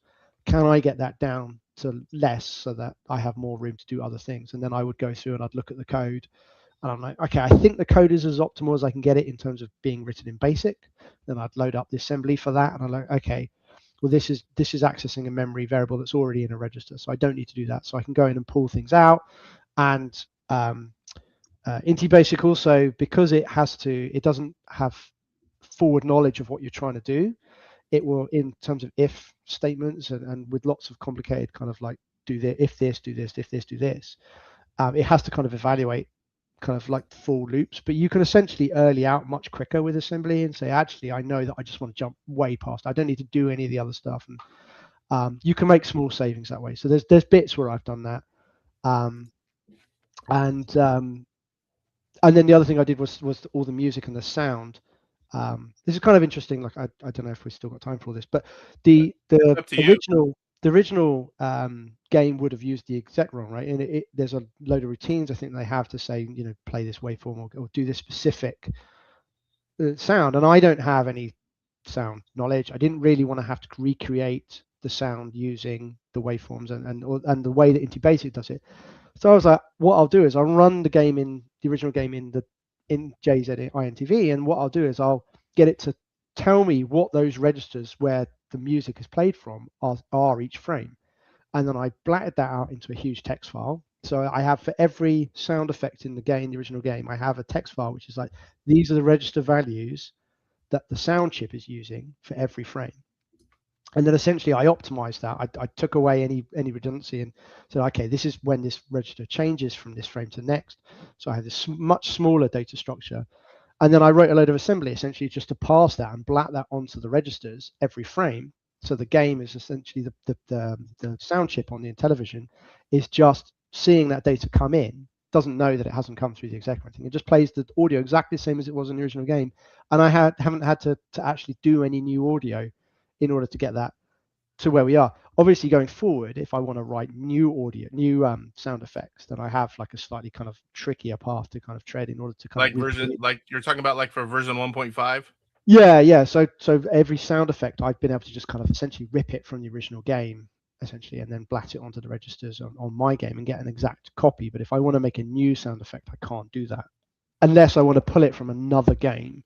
So I could be like, okay, well, I could pull a sound effect from Treasure of Tarmine, for instance. Like maybe I can pull a ghosty sound from that, or things like that. But yeah, I can't create a brand new sound because numbers into a register doesn't make any sense. The only thing I could possibly do is I could maybe use AI to do this. I could use Claude or something like that to essentially do the same process and give it parameters. But then I'm not really making it. So is that something I'd want to kind of path I'd want to go down? So yeah, so we'll see. But yeah, no, you can use assembly essentially to do these things that IntelliBasic wouldn't do. But I say 95% of it is IntelliBasic, kind of circling back to our original point. Because it's really good. Like it's reasonably optimized. It generates reasonably good code. It's much easier to read. It's much easier to write. So it was an obvious one to start with, and say I just convert functions as and when they're required. But for the most part, you don't need to. Most people are using IntelliBasic these days, or maybe it's, I mean, I don't know completely, but maybe some people are using like you, how it's most of it and then a little bit of something else. I don't even really understand how that works, but I can tell you that once IntelliBasic came about, we had a huge surge in Intellivision Homebrew because more and more people that could not do the machine code and, whatever else is needed could suddenly make games. And, we had a lot of homebrews after that. And like you spoke about it earlier, the community is so good. Like if you just post up on AtariAge, hey, I'm doing this, and what do you guys think, or you have any ideas, or can you help me with this part? There's going to be people that just comment, and AtariAge is great. It's the main area for Intellivision enthusiasts and collectors and programmers and publishers. We all see that. So yeah, it's really cool community. And it's very much kind of like I'm reasonably, I think I'm reasonably advanced, obviously because of my day job. So like I feel like I kind of hit the ground running, but there's loads of people on there that I've seen even in the couple of months where I've been active, where people are like, oh, how do I do this, or how do I do that? And yeah, we're all kind of like, this is how you do it, this is how you solve it. NanoChess, DZJ, Brad from the 80s and stuff, all these people that have kind of done these tools that I use, are there every day kind of going, oh, this is how you can solve that. And NanoChess is like, send me code, I'll fix it, I'll send it back. And it's like, that nobody has infinite time, but the amount of time these people are kind of giving is really cool. And I've run up against walls where I'm potentially doing things that other people haven't done before. I'm using the Brad from the 80s' Visual Studio Code integration extension, and I keep hitting some walls where I think I'm probably the first person to do certain things, and I will ask them for, like, I'm maybe having this problem, is this something I've done? And within like half a day, Brad's pushed out a new update which has fixed my issue, or Jay's turned up and he's like, oh no, that's a problem with my IntelliBasic kind of stuff that I submitted, or NanoChess is like, you can't do that, but like this is where you get around it. And yeah, there's never any kind of like delay. They seem to be on call 24/7, which is amazing. If you're writing a game, I will hit a problem one night, I'll have a solution for it the next morning. So and people from all over the world. So sometimes the delay you do have is because of the different time zones. Yeah. I mean, most of us that are on there, we get a message, anything we follow. So it's like you get an email or notification, boom, right to it and respond. And it really is a great community. Anyone who's not on AtariAge, and if you don't know, it's not just for Atari, it is for all retro gaming. And it's such a great community, no matter what your preferences are as far as consoles. And I highly recommend it. It's a free account. You can do a paid account, but most people are on free accounts. And it's just a great place to be if you're a retro gamer. But is there anything else that I kind of haven't asked about, or that you think we should talk about with you or the game? Or I tried to, the last several days I've tried to, compile the questions that I know best to ask. But if there's anything I missed that you can think of, we can bring that up before we. I don't think so. I think we've dived in pretty in depth. Like we've gotten pretty nerdy with kind of, we've talked about assembly, we talked about the audio and other bits of us. But as I say, if anybody's got any questions, fire them away. I'm happy to answer on AtariAge or anywhere you can find me. And I'm gonna try and knuckle down. I've got to get the house moved on. We're actually moving on Friday, so I've got this week will be like kind of a washout. But yeah, hopefully next week I'll get started on the new stuff, and yeah, in 4 months, hopefully I'll be back here and I'll be like, hey, it's ready. So we'll see where we are. And I mean, yeah, I would love to have you back on whenever you are getting close to the end, or to talk about it, or any stage along the way. If you reach out to me, I'll gladly have you on and show it off, or whatever you want to do, especially towards the end. It's like, I'll take a day off work. I don't normally work weekends. That's where I get my extra money. So, and we can do 4 to 12 hours. So if you say, hey, I can come on at this time, I'll just be home at that time and we can do whatever you want to do. Cool. But yeah, I was excited for this one because I love the game, and I love the idea of having a new version of it remade. And I know a lot of other people are. And let's go ahead, before we end the interview. Let's go check out that poll. 34 votes, 91%. Let's go ahead and end it because I will forget later. 91% should throw it in chat. Said they're excited about the Return to Cloudy Mountain. So that's probably about as high as you're ever going to get. We never see 100%. You could say, take the most popular game on Intellivision and say, I'm going to make a complete in box and hand it out to you free, and put that same question, and there's going to be some people that put no. They just may not like that type of game, but that is a pretty high percentage, probably one of the highest I've seen for anything that I've done.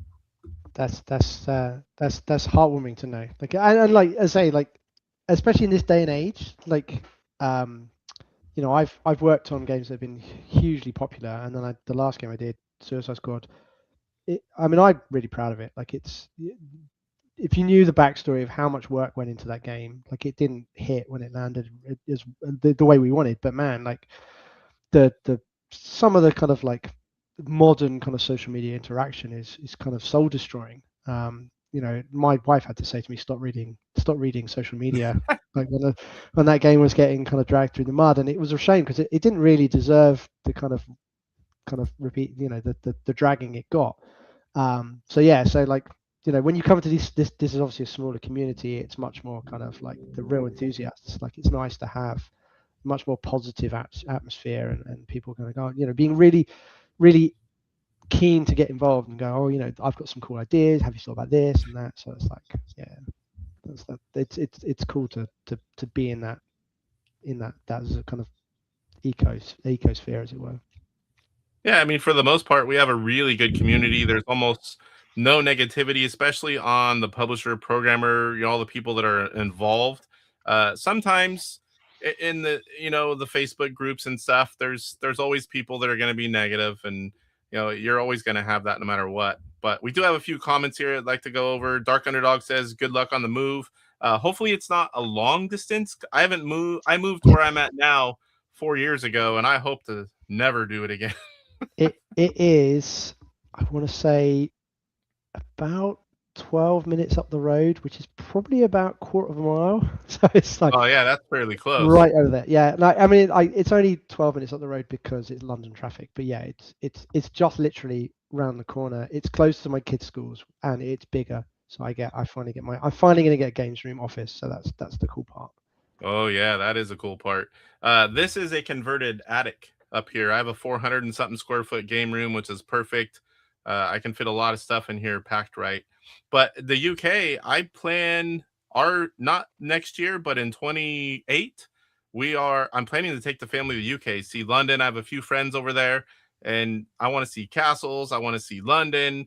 And I think we're just going to focus on the UK and then come home. That'll be the farthest, biggest trip we've ever done. We've been all over. I've been on cruises. I've been all over the United States, but I thought it would be kind of fun to go to the UK. And yeah, I'm excited to go see all there is to see over there. Yeah, no, I mean, like, you know, obviously I was born here, but like, I love London. I love the UK. I think we get, you know, like, again, this is like the modern social media kind of negativity. Like a lot of things, like, there's a lot of kind of nonsense written about, you know, London and the UK and stuff, and it's just absolute drivel. Like, it's just, none of it's true at all. Like, the place is super cool. Most people are friendly. Like most places, I think, like, you know, stuff that gets written about the States and stuff is also kind of, a lot of it's not true. And yeah, I think you know, you guys have a great time here, I'm sure, and then we've got lots of cool stuff to see and things to do. Yeah. So.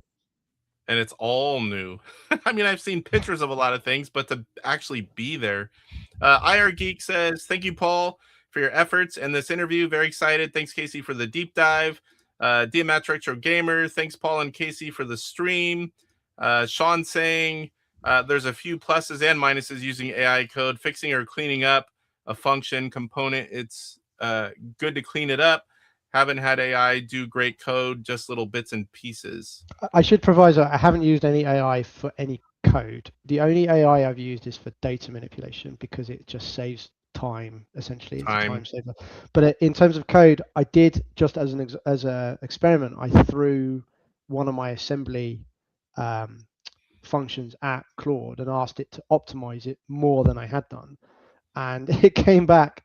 I said, I've optimized your code. This is how much better it is. And then I went, I don't think that's better. Are you sure about that? And he went, no, you're right. That's not actually any better. Sorry.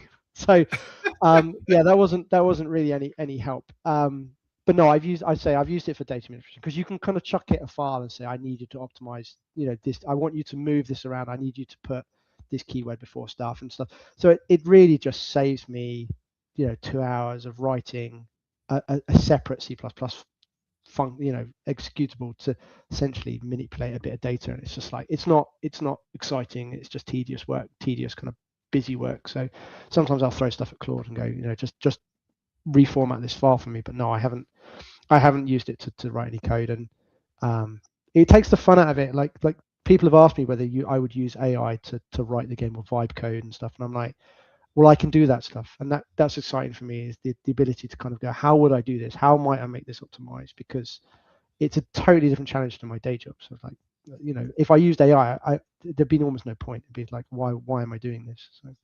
Yeah, I totally understand that. If I could have AI do everything for me and I just talk, it's like, I enjoy doing all the things. I enjoy doing it manually. I enjoy engaging with things. Like if I have AI automatically answer and throw it, that's totally different, but I just wouldn't do it. I'm here for the experience. I want to do it myself.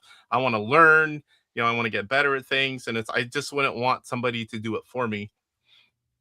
IR Geek says, who in the world voted no, talking about if they're excited for the game? It's all Banhammer and Gage. Dale says, I love the homebrews, especially digital ones that I can put on my Sprint. I have 105 digital games on my thumb drive now. That's impressive. Tofu's here from Australia. Corey's an inside joke thing. John, the Gen X grown-up, accidentally referred to me as Corey in one of his videos, and everybody ran with that, and it just stuck. I did think, do I come on and say hi, Corey? That was If you haven't, I do have even Ben from PlayOn sent me Corey, the Intellivision Gamer special controller, and then the other one said Casey, but DJC, which is a shirt, he got a green one. And I got a Corey. So he loved it. It was funny. Just to be a jerk. What? Oh, just to be a jerk, or the monsters scared them too much as a kid. They can never. Oh, the people that said no, if the monsters scared them too much, but like I said, no matter what you do, you're never gonna please everyone. It's impossible. That's the first thing you need to learn before anything in the public or the forums or Facebook or AtariAge. I can only assume that 9% were huge Treasure of Timing fans, and that they just would prefer a 1.5 of that instead. That could be, but I think the bulk of people, this is the right one, I believe. I use AI to help with how to solve a coding problem, says Tofu. The only thing I use AI for is to make funny pictures and it's like all kinds of weird things just to be funny. It's like I don't use it for. I don't like all the fake stuff, like where it makes it seem like people or things are doing things that and then they're putting it out there. I don't like that side of it. Shut up, Casey. We hate everything and everyone. Okay, our big fall. I haven't moved in 32 years. Best thing about moving, you find things you forgot, and purging. Yeah, that's true, but I don't think I'd want to again. The house is 2,500 square feet. The shop is 1,500 square feet, and the shop is full. And then I have a sea container that's full of stuff. It's like the more space you have, I learned, just lets you buy more stuff. And I would not want to move it all again. How big did you say your house was in square feet? I'm just going to see. Hold on, 2550 square meters in square. I'm just going to see how it compares. So yeah, so my new place will be 2,045 square foot, but that's London. So like it's big for London. But like if I was to pay the same amount out in the sticks, it would be like 5 times bigger. Like it's London prices. I don't know about where you live, but London prices are just it's crazy. I live out in the country in the Central Valley, so all around me, like if you go to the big cities, things are way more. But I mean, it's still expensive here. Don't get me wrong. But where I live, it's way out in the country, and I mean, not like in the mountains or but I'm like 15 minutes in any direction from town, and I live on a 75-acre almond orchard for years, my grandparents did dairy. So I was the first one to grow up not on a dairy. And, so now I took my grandparents' old house, and it was about 1,000 square feet. I completely gutted it. And then contractors came in and made it a modern smart home, and then added this. And then this last year, for about 6 months, they added a bunch more. There's a whole new section, and now it's decent. It's more than we need, but it's really nice to have. And the shop I did first, and, it's like, I don't even have a car in there. It's like a 7.5, 8-car garage size, and it's 16 feet high, and it's just full of stuff, and not one vehicle. So the more room I have, the more stuff I buy. I found that out. So yeah. I mean, I'd love that kind of stuff. Like I have at my parents' house, I have a 6.5 foot arcade machine from the 90s. Like we had a brand nice. over in UK called Electrocoin. So I have which is a kind of a generic cab that you swap games in and out of. So I've got a 2 6-button layout Street Fighter kind of cab, essentially with PC inside running MAME. And I've just got nowhere to put it here, but I'm hoping I'm going to take it to a new house. But if I had that kind of space that you're talking about, I'd be like, okay, right, pinball machines, like film room and stuff. Like I totally would find uses for that, but you just can't afford it here in London. It's just crazy. Maybe when I retire. Yeah, there's always a time. It's like I came out with all the space, and I had a lot of extra space, and we go camping. We have all the camping gear. My grandparents' furniture and things are in one area. I use some of it, and I just buy things. Doesn't fit in the house, put it out there. It's like, and it just keep going, and it's like a lot of it you end up not even using it. Like whenever Sean was talking about when you move, you find stuff. I can't tell you how many things we've been going through and be like, oh my gosh, I forgot we even had this. Or it's like stuff for the kids to do outside, and it's like, I don't know where it is. And I'm pretty organized. I have things in crates and stacked numerically with numbers. And then on my phone, I have a database of what's in each crate. But when you get in and out of them so many times in 4 years, sometimes they're not accurate if they're not updated. I'm not the only one going out there. But yeah, it's endless stuff. I'm currently working on this game room so I can show it off again. But it takes, when you have so much stuff crammed in a space, it just takes forever. So yes, Tofu, there was a lot of talk about that, but you're gonna have to rewatch it to find out. Dark Underdog, when I was in London, I took the underground tube, and it was super claustrophobic. What's the underground tube? That is essentially our underground. So it's called the Tube. Having been on like New York's kind of underground, I'd say it's a little bit smaller in terms of like the tunnels are smaller, like where the platforms are. Is it like the train thing you take, or just where you walk and go see things? Underground metro. So we have Okay. obviously normal trains, but yeah, in London specifically, we have what's called the Tube, or the underground, which is a number of lines that crisscross across the city that you can just hop on and hop off. And it's the trains are kind of, I think say in New York, when I took a train there, they're much more square. The underground, our underground trains are more like a kind of like arched at the top. So if you're busy during peak times, then you're packed in. If you're up against a door, you're kind of like all hunched over. But they do go at the extremes. They do go and they become overground trains. But it's called the Tube. It's where it's I live. really cool. I'm like an hour and a half from San Francisco. We don't have any of that kind of stuff. It's just like regular old town. All the towns, there's all kinds of towns close by me, 15 minutes away in every direction, but nothing where we have like big stadiums or, those kind of things. Like we just don't have any of that. And I am country for that area. So when I go to the big city, like when I go to Portland, it's like, I don't know. It's fun to go be a tourist, but I would never want to live. I'm a country boy, so I would never want to live in a big touristy big city, but I love to go visit them. But I just don't want to be there to live there. Do you know who the Mantis is? Have you seen that? I've seen some of DJC's streams, so I do know about the Mantis. Yeah, he's here. He's got all the sprints. He's got all the sprints. It's amazing how far that goes. He didn't get mine. I managed to get mine on launch day. Haha. He might be now because he's here looking. He goes far. Agree on the AI statement. They need the real software engineers to check it. Only reason I still have a job. Yeah, AI can change things. And here's DJC Game Studios. What's going on, Chuck? I wore your shirt today. This was Slappy was in here earlier. He's the one that made the graphic, and then I had shirts made and sent them to a few YouTubers. Intelligent Manus, you're gonna have to start collecting Homebrew as well as Sprint, so you have games for them. Good to see you, Chuck. A little bit delayed 9 minutes ago. Hope you're still here. Hot dog. That's about as far as I can go. I can see Chuck in there. Art Big Fall. He's got all his characters in here. This was a dumb interview, and these games are dumb and old. He's one of the ones who voted no, I guess. He's always negative. Uh-oh. I missed last night's stream because do you guys have many racetracks, automobile racetracks? So we have F1, which is at Silverstone, which is lower level, like hobby level, like. Oh, but are you talking like RC kind of like? No, I do RC too. I ran tracks for years. I've been doing RC since 1993, but I race go-karts on a national level, and I've raced cars so we have a lot of tracks everywhere, like quarter mile, half mile, circle track, and there's dirt, there's asphalt.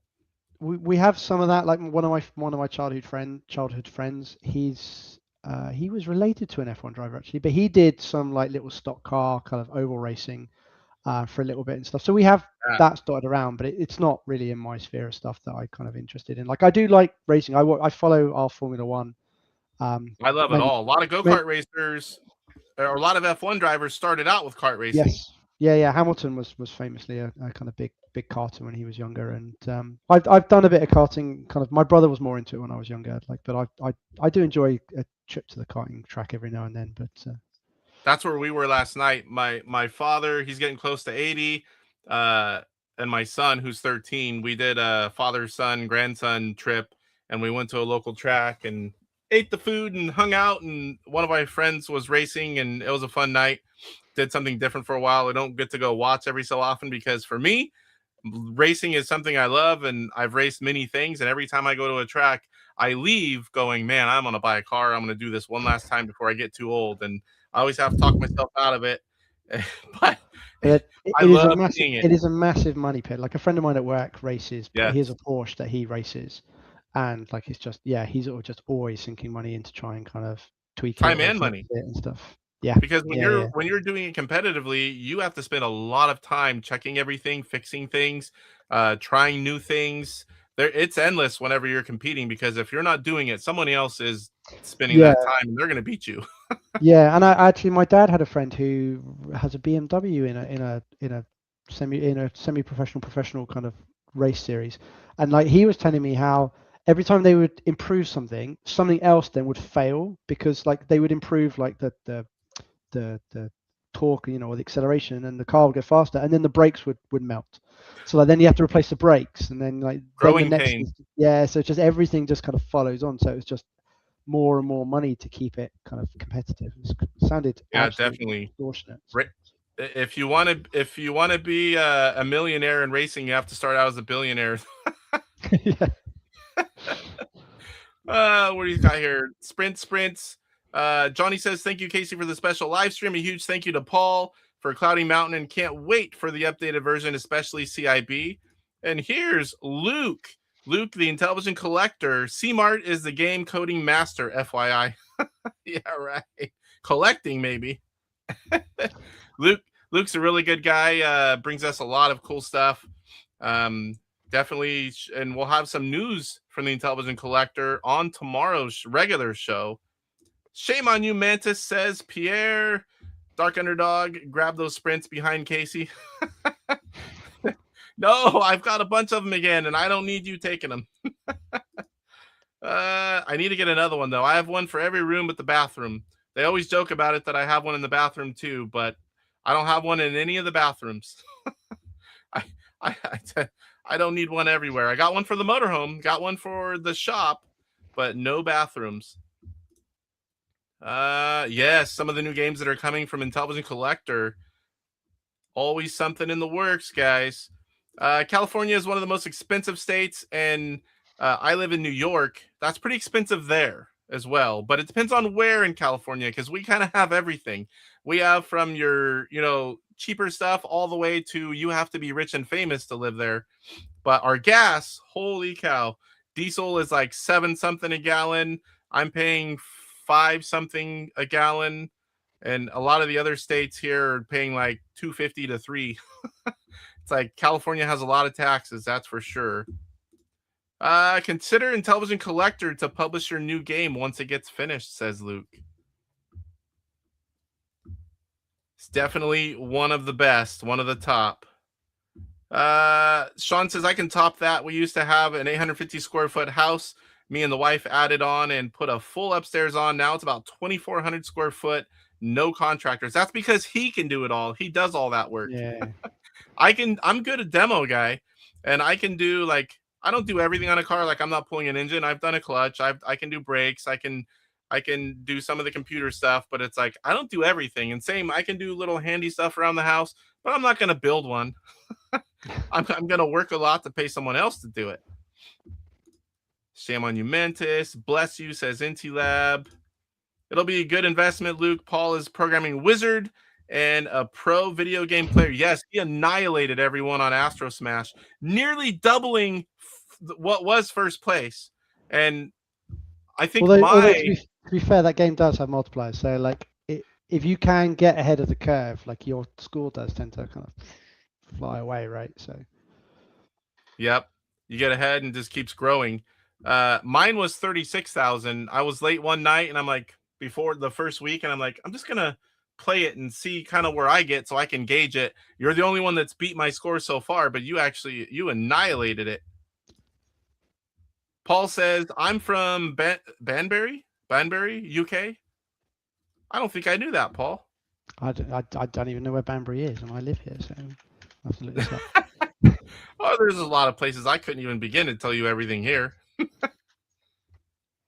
DJC, we have an underwater tunnel called the Windsor Tunnel from Detroit to Canada. That is a tunnel road for cars that is built under the Detroit River. Kind of scary. Yeah, I don't like those kind of things where they're under a river. Everyone, hey Bart, what's going on, Bart? So this is where I will be in about an hour and a half at 4:00 my time, 7 Eastern. Off Grid and Poe will have their show on. Mr. Bassman, Blob, or as DJC says, the invulnerable Blob. DJC will not play Blob. we poke him about it all the time, and he just will not. Everyone's saying hello to everyone. Trying to skip through. I'm a little behind on chat here. Make sure I don't skip saying hello to someone. That's why I love you YouTubers. It doesn't cost a lot of money, and I love playing the retro homebrews for my sprint. Yes. I paid $3.97 for gas here in Detroit yesterday. Whoo, that'd be like almost free for me. And my car, yeah, I don't get very good gas mileage in that gas guzzling hot rod. It's pretty bad unless I'm on the freeway. So I have to put premium in it, which costs even more. And it every week, at least, depending on how much I drive, it's like fill up the tank again. DK Astro Smasher says, I would love to get a copy of the Blob game. So I think there's still a version of it free on AtariAge. If you search AtariAge, Intellivision, Blob, or Tiny Contest, I believe it's all still there. Dell says, Buffalo, New York, it's $4.39. Again, that's cheap. Message me on AtariAge. I'll give you, I can't even see it, what it says. I'll give you a link. So, all right. Is there anything else that you would like to chat about or bring up before we call it a day? No. I just thank you for having me on. It's been a blast, and it's been my pleasure. Not just you, but everybody in the community who's helping out and writing games. Like it's super cool that people do this in their spare time, and to say we don't do it for the money. So it's great that Yeah. We're all there. It's for the love of the retro gaming, and love for some of us are just Intellivision. It's our favorite. Retro gaming is the bigger picture, but it's a good community, and it's a smaller community compared to some. But there are so many great people, and we're all doing what we do because we love it.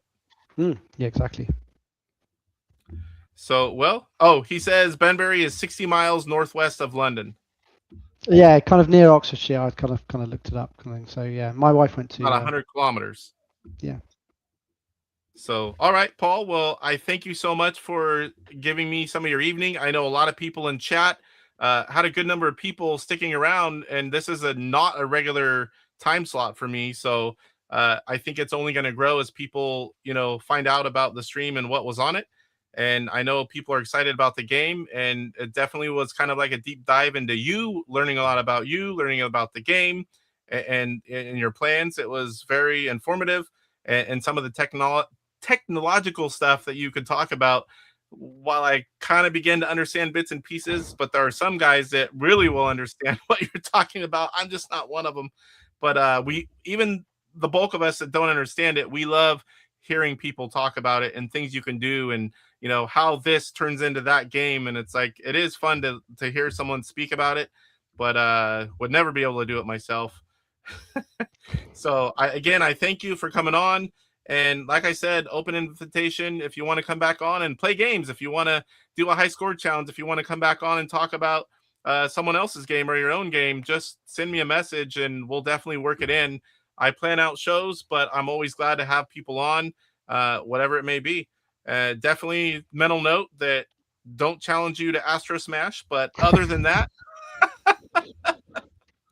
because I'm one of the good players and you just made me look like I just started playing. Well, I tried a couple of the score challenges on the Facebook group, and I tried Demon Attack, which I'd never played before, and like some of the scores on those challenges, I'm like, no, I wouldn't be able to kind of touch any of these. But Astro Smash I played as a kid, so I'm like, okay, I figure I've kind of got a decent shot at that.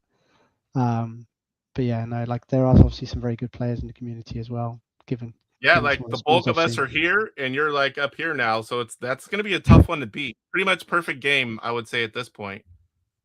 Cool. So I'll keep you informed. I'll post it, and thank you for coming on. I really appreciate it, and I'm going to go ahead and do it. I'm already 2 hours in. I didn't think it was going to be this long, but there was so much good content that it went that long. So I'm going to do a little bit of gameplay, like I promised, before heading down to see my family, because I was at work this morning. Which for me it's 2:31. So yeah, no, it's half 10 for me now, so I'll be heading upstairs. Yeah, I look forward to having you on again at some point and talk about something else. Cool. All right. Well, you have a good rest of your evening, and we'll chat soon. And we'll definitely be keeping an eye out on Return to Cloudy Mountain. Cool. Thank you for having me. All right. Good night, sir. Good night. All right. How about that, Pod? Return to Cloudy Mountain. That was such a great interview. I hope you guys enjoyed it. I am going to do a little bit of gameplay. First, I want to catch up on some comments. Where was it? DK Astro Smasher, member for 1 month. Thank you. I appreciate that. IR Geek gifted 20 Intellivision Gamer memberships. And then right after that, Sean gifted 10 Intellivision Gamer memberships. I appreciate that. Thank you, guys.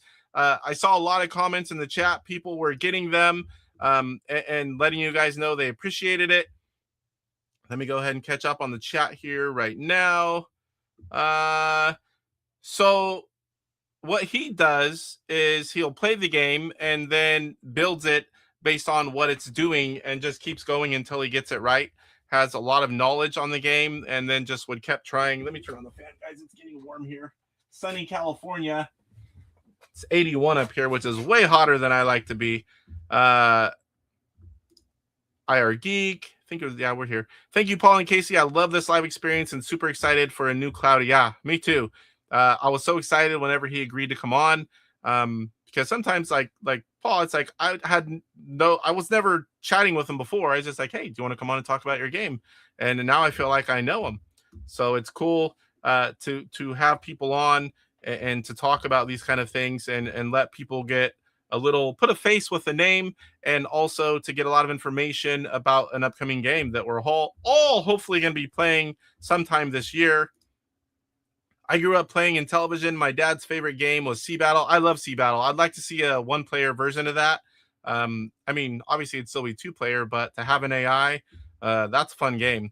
But you have to have someone that knows how to play it, or it's not very fun to just annihilate them. Sean says, thank you, Paul, for a new Cloudy Mountain, and Casey for bringing the cloudy news. Yes, sir. Thank you, Paul. Casey, don't feel bad. I've been practicing the 10-minute, and I'm only getting about 20K. It's not easy, but that's level 4 is about the average. Tofu, check AtariAge. Casey, there are 2 carts for Cloudy Mountain. Do you have both? I sent you a video. I'll check it out. And you missed the mantis saying blob. Oh. Did you guys trick them somehow? All right. I got private chat. Hello world. Oh, that was from earlier. I didn't even see that. All right. So we are going to do a little bit of gameplay. I didn't think we were going to be going this long. I told my wife it won't be near as long as a regular show. And right now we're just about as long as a regular show. But I wanted to play yesterday I saw Mike playing Frantic, and I played Space Intruders. I've played Frantic, and I've played each one multiple times, but he kind of challenged to do it again. Let's keep the information going, keep showing it. So I do like playing these. So I have beat Frantic on the easiest level. I've tried each level just to see, but I'm going to play on the medium one because that's my next progression, is to go to the middle one. So we're going to try that a little bit. We're going to play Space Intruders. I've played that one many times as well. So let's go ahead and switch on over. And I'll keep up with chat best I can. But we're going to do a little bit of gameplay before we call it a day. Between work and a few hours up here, I got to go do some honeydew chores and my own stuff. I got to prepare for tomorrow's show the rest of the way. I kind of did both of those Friday and Saturday. Preparing for 2 shows at once takes a bit longer. So let's go ahead and do this. And we had Aaron on recently. If you guys missed that, go back and watch the show. Aaron is the programmer behind Frantic. So I've beat it on easy, and we're going to try medium. I can tell you after watching Mike's Gaming Gala, I don't know why I called him Michael. That is his name, but I always say Mike. He tried it on hard, got to the last level. That game is not easy on hard. So we're going to do medium. I don't even know I think my sound should be gone. Let's see here. I'm going to reset it after I get them right. I do not have my sounds the right way. Can you guys at least hear it? Let me try again.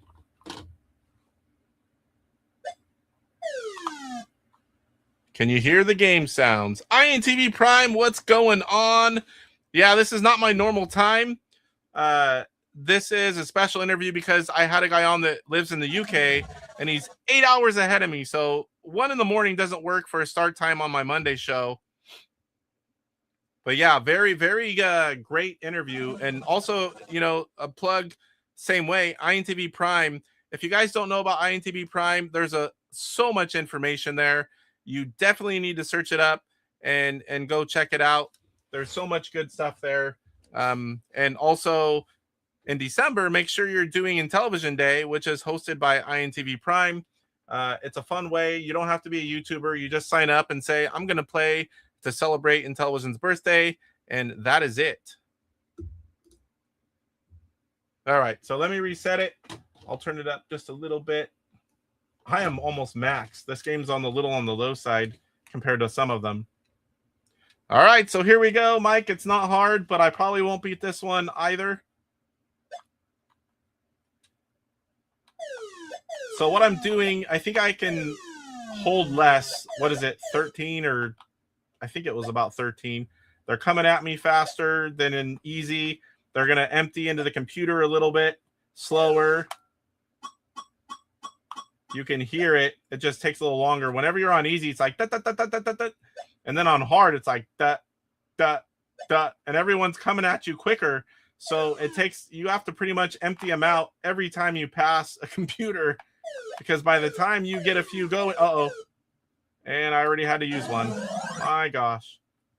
And chatting while you do it. I wonder if I've already got them all.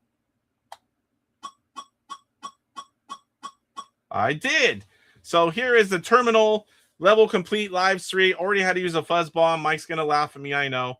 Upgrades available 1. So I can pick lives or fuzz bombs. I'm going to go ahead and do fuzz bombs for this one. Now you can save those upgrades and you can go in and use them anytime you want. I thought you had to do it at the end of a level, but Aaron let us know you can do it anytime. And you can also, this version doesn't have a pause yet, but if you push clear and get to this screen, this effectively is a pause. Let me make sure I'm not missing anything here. Star Paddler, what's going on? Good to see you. All right. Let's see how far we can get here. And I know Mike's going to, oh no. Mike's going to, oh no, I did it again. Mike's going to laugh at me if I cannot beat it on intermediate, medium, whatever. Mike is very judgmental, guys. Oh, I need to find a computer. I've already got too many here. I can't pick up anymore. Luckily, here is one. Now, there is a multiplier. You get a better score the more you're holding, but it's also, it takes longer to empty them. And in the harder levels and hard, the guys are on you before you can even possibly empty, what is it, 10 that you can carry? Oh, no.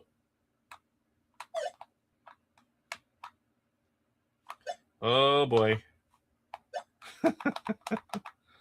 Let's go up here.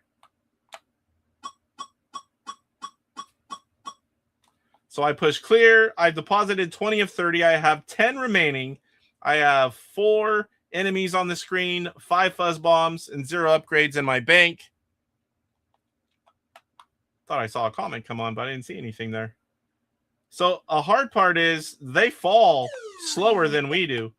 So if you think it's clear and you start to fall somewhere, you can catch up and die if you don't have a fuzz bomb. Oh, no. I forgot about this part, and I'm stuck here. We're going to go back. Let them go by. You cannot jump.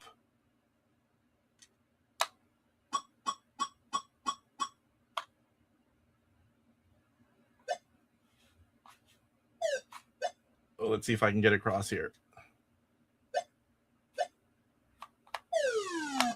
Got to take a tube here shortly. I didn't get to take a tube because we got them all. Level complete. I'm going to leave this one because I haven't died yet. I know pretty soon I'm either going to be dying or using fuzz bombs. So level 3. There are 10 levels in the version that everyone has. Them coming out of these tubes is the hard part. Oh, no. Oh, my gosh. They're already... You have to really think about what you're doing and kind of bunch them all together. It's learn the layout. It is not easy. Here they come. It's so easy to get stuck. Like right here. But I can drop off when he starts coming up.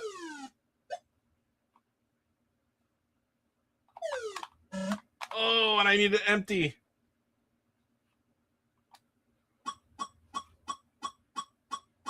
I think I had 12 or 13. So I've got 12 of 30 here. Let's take a ride. They're all down here in the corner. You can't wait too long because they will take that ride with you.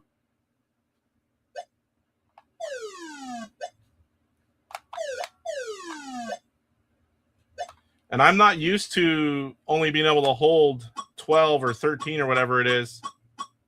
So every time I go by, I want to empty because you don't want to be holding too many. I got to start training for playing on hard. Uh-oh.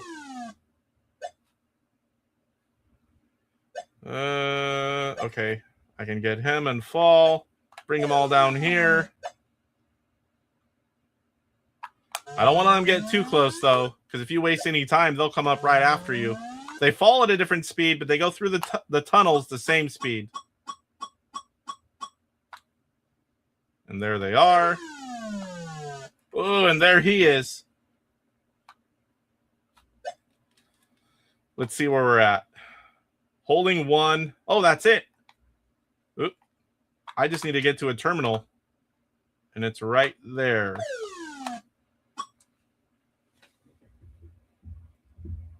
What's going on, Tim? I tried it today while holding on to upgrade options. Yeah, and I'm not sure if you heard me, but I thought you had to wait between each levels if you saved them. But if you suddenly are out, you can do it. I can't remember if it's from a terminal or just pushing clear, but you can do the upgrades anytime you want. Pierre saying hi to Star Paddler. All right, I'm going to take off Intellivision. Pretty sure you guys know who I am. I only turn that on whenever I have guests on. All right, so we are on level 4. I'm not very confident that I can make it. Oh no, because you do dumb stuff like that.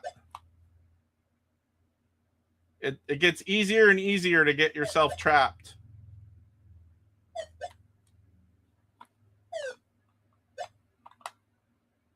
I don't know if this is a good idea.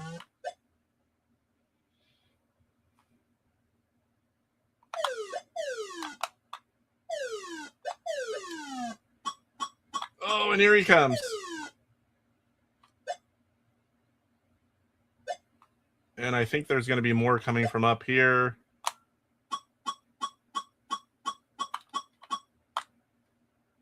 Woo! Oh no! Oh, that was close. I don't think it gets any closer than that. Oh, I'm going to get stuck there. Oh, over here too. Oh no! Oh, come on. Already using one.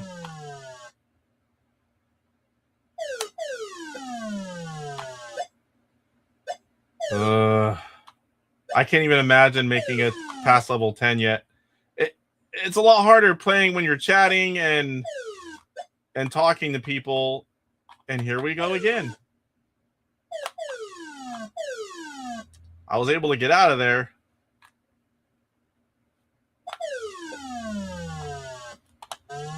Oh! Surprise, surprise!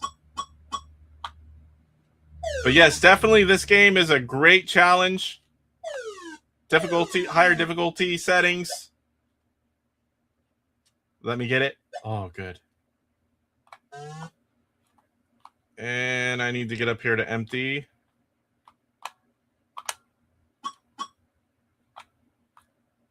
Uh-oh. That's not good. Woo!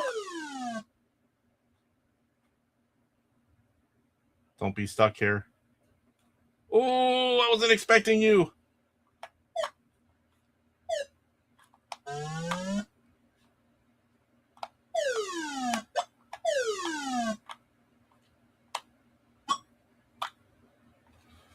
Where am I? 28. 28 of 32, remaining 4. Oh, don't do that. Oh! Uh-oh. I'm going to have to go around him here. He's going to come down. Get up there. Come on. They fall so slow.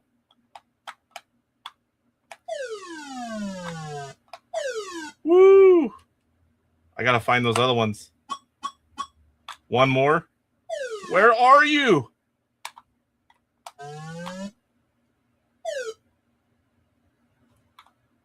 Nope.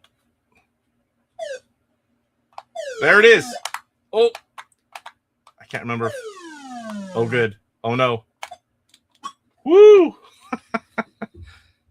I really like this game, as I do Space Intruders. We'll play that one. Intellivision Lives. I don't know. I've never tried that. You're talking about the old emulator from the CD? I would be interested to see if that works. You should try it. It's a free download in the AtariAge forum. I know it works on JZI and TV because that's really what the Sprint is. It works on all of the flash cards, LTO, Backbit, PyRTO2. Oh, the Intellivision Sprint. Yeah, that's what I'm playing on right now. Intellivision Sprint.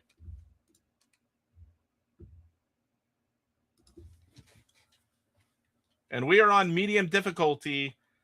I'm not too level hard. We're halfway through the 10 levels almost. Where am I? I don't have the confidence that we can beat this all the way through, but I'm going to give it a go.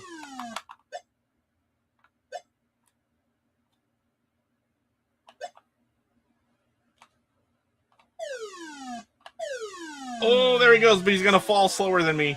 When I'm falling, I might land on one, so I have to keep my thumb on the fuzz bombs. Now I need to... I can't pick up anymore. I need to keep my hand on the fuzz bombs. Oh, no. Oh, I tried to drop and I was stuck. I actually could have got out of that. I tried to drop and I just missed. I missed it. And then I panicked and got stuck. The trick there would be to drop off the ladders. Uh-oh. Oh, no, and I got stuck on the ladder. Here we go again. Oh, my gosh. So I can't do upgrades here. It's definitely getting harder.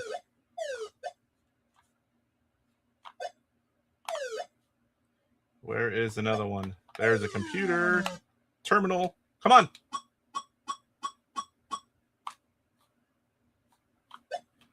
Let him get down here and then get the heck up there. I'm not going to be able to take that.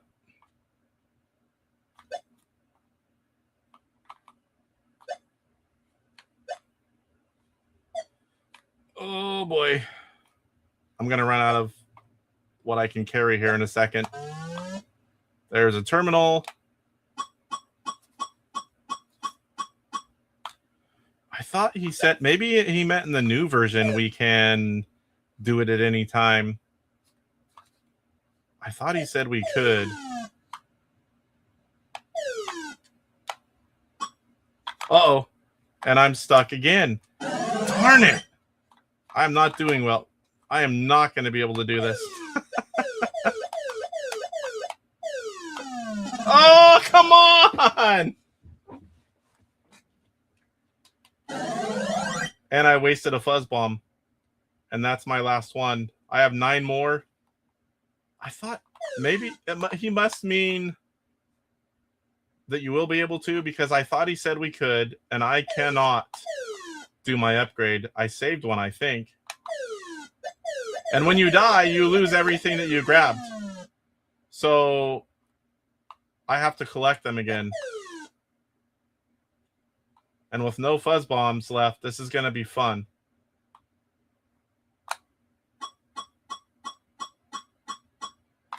And I'm dead again. Oh, I got lucky. He went a way that he really shouldn't have. So where are we at? Remaining 0. I just need to find a computer terminal before they get me. Oh, come on.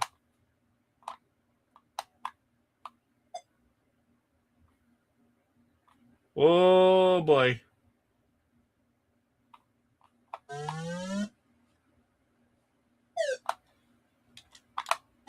Whew.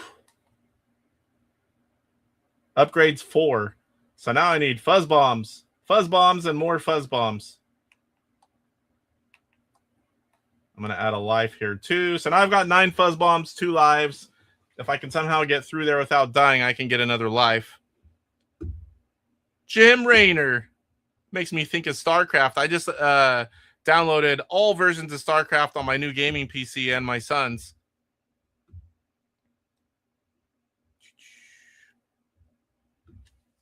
You have 3 upgrades. It shows on the screen. Maybe press 1 on that screen. I was trying. I'll save one next time, but I couldn't get it to work. Maybe I was, in the panic of playing and streaming, and your brain doesn't think clear. Level 6. All I keep thinking about is Mike making fun of me. Son of a bitch.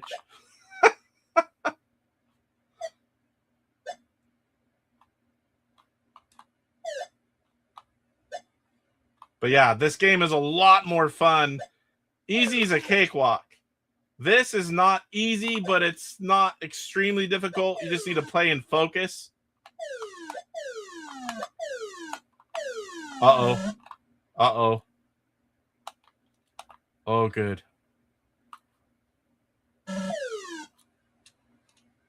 I thought he was going to be coming down. Come on. my thumb started pushing the other side button, and it stopped putting him in. Oh, I did it prematurely. I got scared and I pushed the darn button. Wasted a fuzz bomb.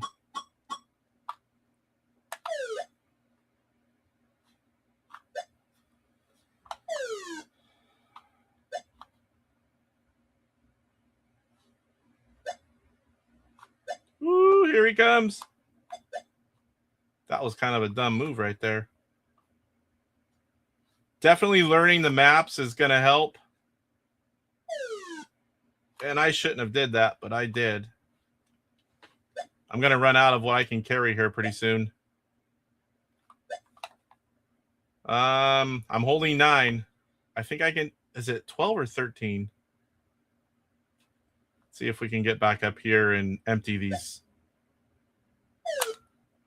Come on. I keep pushing the side button of the right side.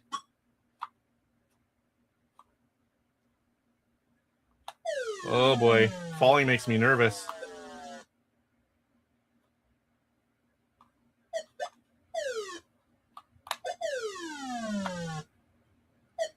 Let's empty them. They're going to be coming here anytime. I think I can get this one. Come on. Come and get some.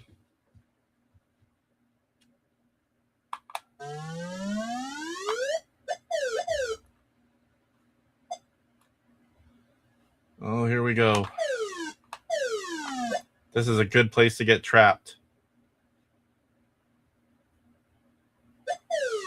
Hopefully we can empty them. Didn't put my finger on the right side this time. So I need 7 more. I've got deposited 38 of 45, holding 0. 5 enemies are on the screen, 8 fuzz bombs. Check chat here. Kentucky Derby was pretty good today, but Intellivision horse racing is better. Funny you should say that, because tomorrow's show is Horse Racing Live and Name That Game, along with some chat in the regular segments. This was a special show. Looking forward to that. Oh, boy. I'm never nervous dropping on the easy level, but this one, definitely. Because you fall faster than them. Let's see if I can empty these. Oh boy, it's going to be close. Woo! Oh, come on. Okay, now get them down here as far as I can. You can't let them get too close because they come right after you, as you're going to see right there. There he is. Can't call 2 more. And where are they? There's one. So now I have 1 more. And here comes that guy. Only 1 more to get.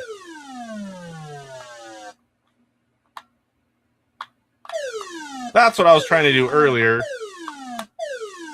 And there it is. Oh no. Okay, so let's see if I can beat it over there.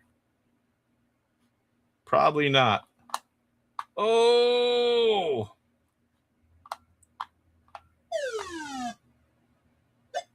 Woo, he's falling.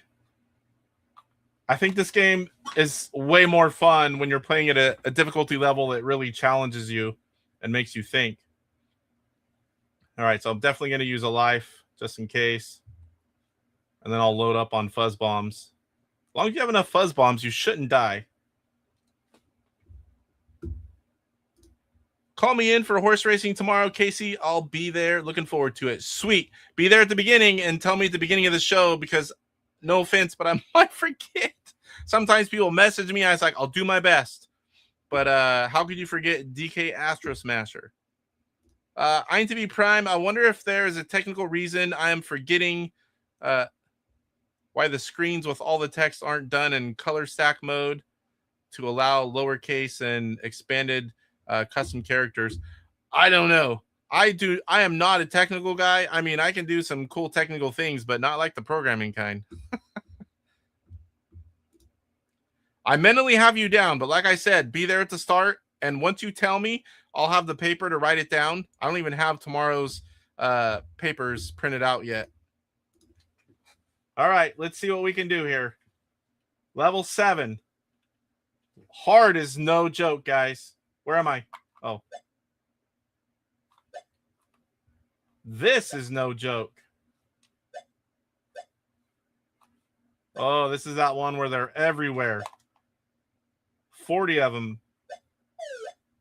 And I can only hold so many. Uh-oh. I can't even get rid of a lot of them.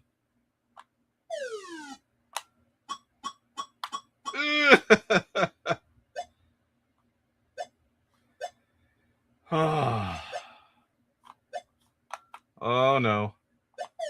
And here they come.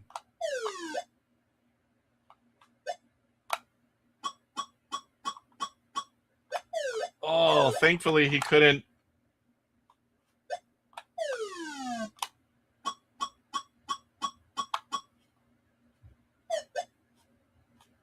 Oh, I'm going to get stuck again, aren't I? Oh, the disc. It hesitated and almost got me. I've got them all running down there. I think I can empty them now. Woo! Oh, he came this way. I was trying to trick him. Thinking like Burger Time, where you get him kind of running in a pattern.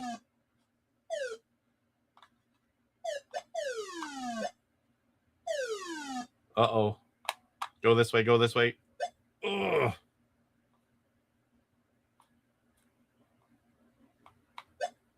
Can I get these? Oh, but I'm not going to get that. Oh, I got to go all the way back around.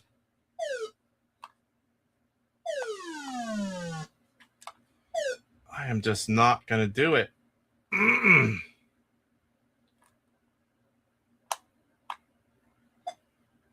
And there he is.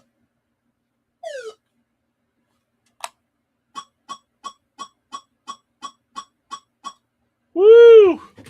I guess it pays to know that you have them all, because I would stay there longer knowing that I just have to get them empty versus if I think I still have to go find more. Yeah, I'll play it a little bit. I have it. The only problem is I've been 2.5 hours, but I really want to try to beat this one. We're almost done here. I'll play a little bit. It doesn't take long for me to play Space Intruders because I die so easily. I think like a lot of people. So, but I do have it in the folder, and I'm going to show it off a little bit. Oh, come on. This is tense. All right, so where are we at? I'm going to do more fuzz bombs. Ah. So there I did it. That was the end of the level. So now we're on level 8. Oh, I don't know where they're coming from. Once you kind of get an eye on them, it's a lot better. Oh, don't pop out that way. Oh, there's a computer. Oh, nope, we're not doing that. I need to find the other computer. Oh, this is a good... Oh, what am I doing?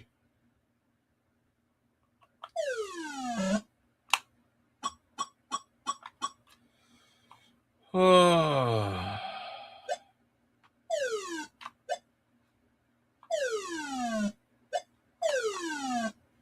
Let's go back down. Oh, computer terminal. Let's empty it. Oh, did I? Oh, my.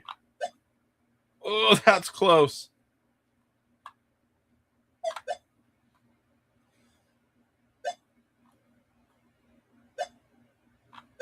Uh-oh. Where's he coming out? Oh, right there. I can beat that. Oh, no. Come on. I got stuck on the ladder. I panicked trying to go up before I could.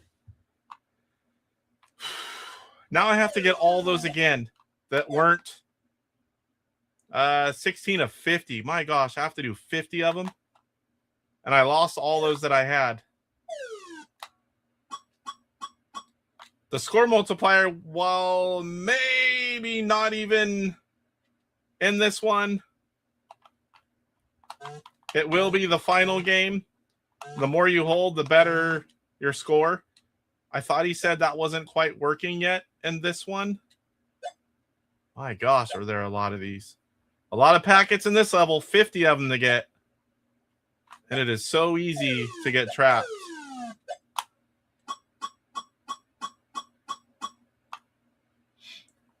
All I keep thinking about is Mike's going to make fun of me if I can't even beat this one. Mike's in my head.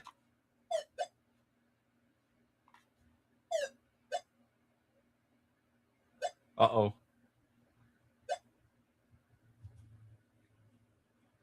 Let's offload these.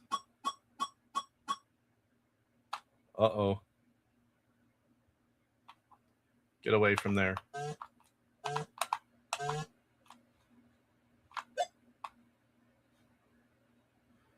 And away we go. Am I going to get trapped over here? My thumb is forever on the fuzz bombs. How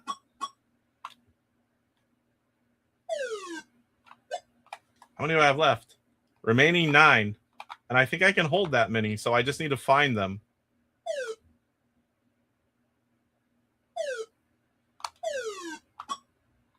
Ooh, I almost did the panic thing again. Oh, why'd I do that? I don't think I can get these. Oh, I tried. Oh, come on.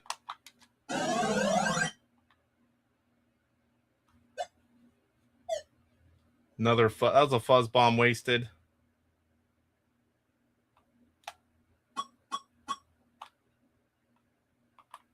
Uh-oh. This is where I need to be right here. And 3 more. And there is all 3 of them. Oh, no. Let's see. Don't come up that. Don't come up that.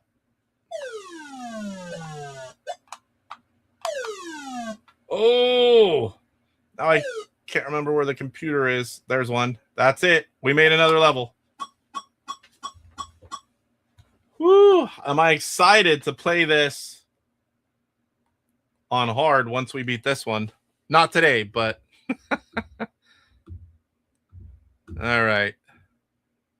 No new chat. Yes, I'm going to play the new Return to Cloudy Mountain a little bit. I showed it during the interview a little bit because he has 2 turbo modes. He has where it runs a lot faster, and then there's where it's really fast.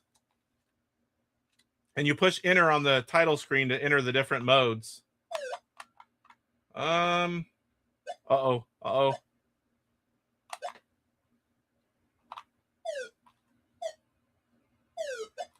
Oh, this is... Oh, come on! You couldn't even see it. I'm talking and delayed. Bunch of crap. Uh-oh. And I'm dead again. Damn it!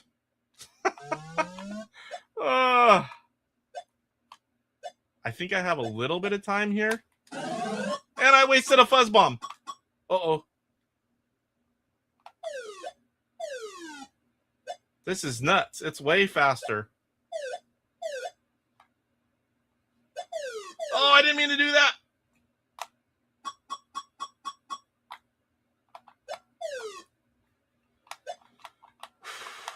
This one is not going to be easy. Oh, no. Come on, I'm stuck on the damn ladder. And then I don't even push the fuzz bomb. Oh. Getting stuck. Don't panic. I have no muscle memory, so I'm panicking. Not the thing to do. Oh, no. Thank God he didn't come down here. A lot faster. Okay, where are we at here? 10 more. Oh, Oh, I almost jumped off right there.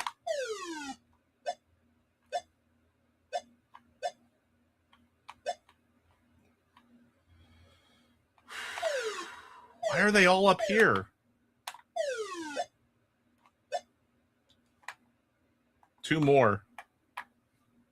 I don't know if I can empty them. Those little suckers are coming fast. Oh, I didn't see it. Come on. Medium. Towards the end, I failed. 32,224.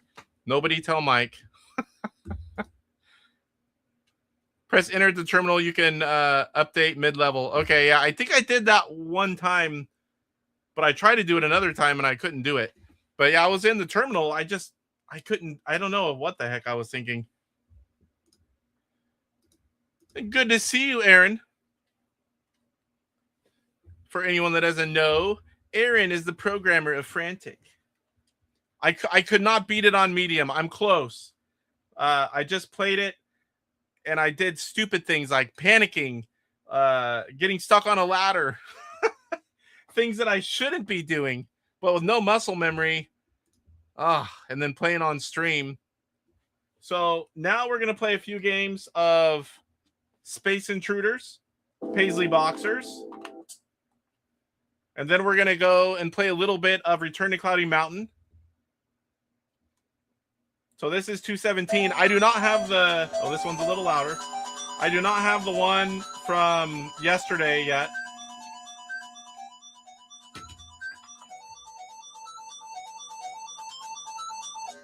Wave 1. Wave 1.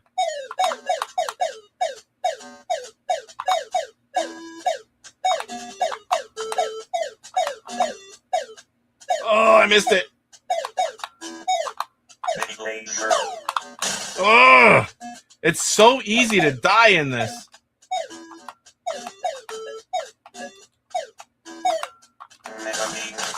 That's the cool one. Oh, I don't think I've ever had a game that's so easy to die.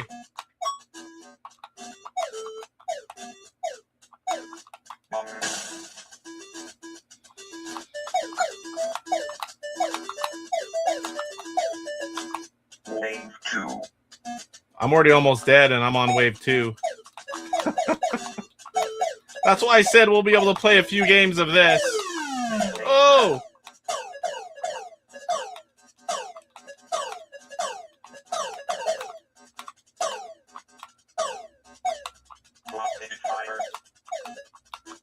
What did I get? Rapid fire?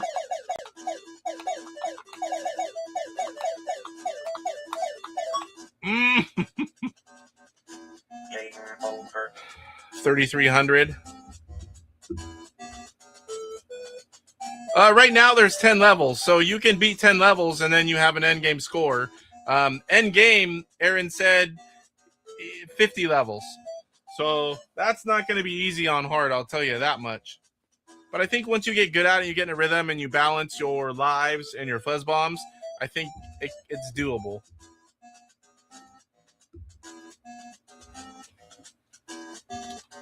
All right, let's try again. This game is so cool. There's so many things. I'm not even going to be able to show you all of them because I don't have good gameplay for it yet.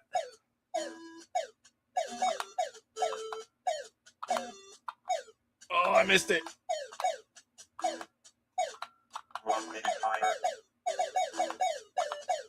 I don't know why it's so hard to avoid them. The fire. Oh, I need to press 0. Extra life and shield. Press 0 to capture a guy. In my head, I keep hearing Paisley Boxer say, press 0 on the chat because Mike wasn't doing it. Uh-oh. Boom! It's hard for me to press 0. I wonder, is there another fire button that works?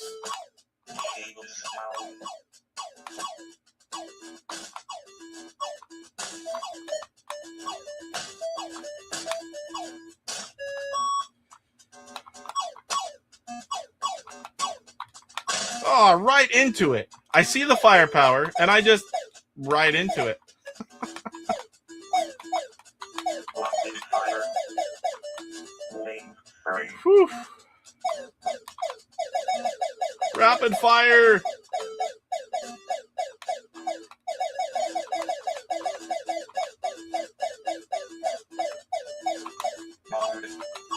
I like this one too, but rapid fire is pretty cool. What? Oh. Incoming 4. Oh, I tried to pause it. You can't pause it. If I can, it's another button.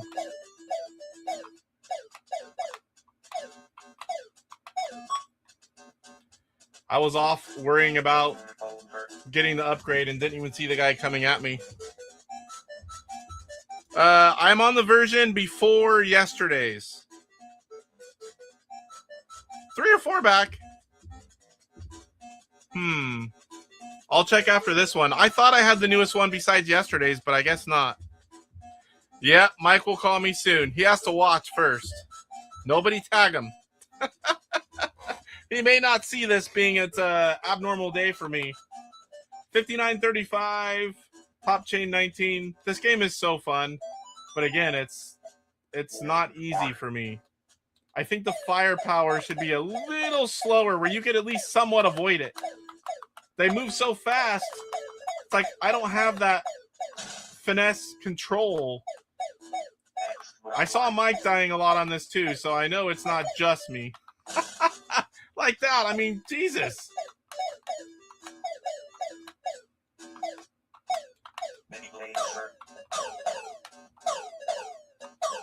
Mini laser.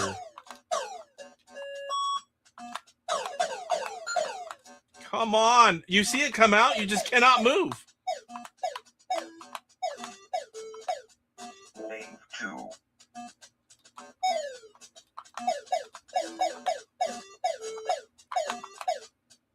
You definitely want him moving into you. Uh-oh.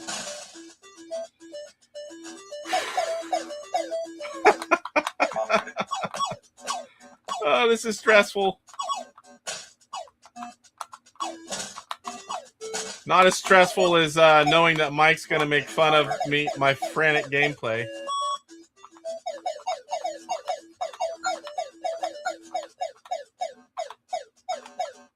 Wave 3. We're getting close to where I'm going to be dead.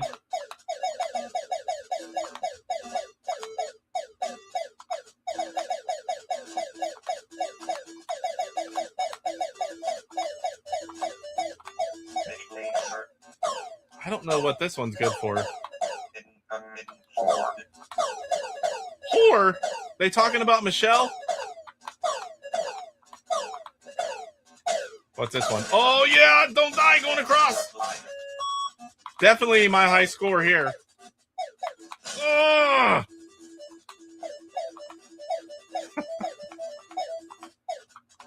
Oh, I want to cuss. Game over. That's definitely my high score, I think. Top chain 34. Man, that game is so good. You can get this one, itch.io, Space Intruders. Do a search. I can give you the link if you ask. It's a free download, as is Frantic on AtariAge. 10 level work in progress demo. Such a fun game. I guarantee you have to be a good player to beat that on hard. I almost did on medium. I can do it. I just need to do it off stream where I'm not thinking about everything at once. So let's show you a little bit more of... Hold on, what's it say? What date does your say? Oh, at the start. 2/17. So yeah, maybe I downloaded it and didn't load it. Oh, you know what I did?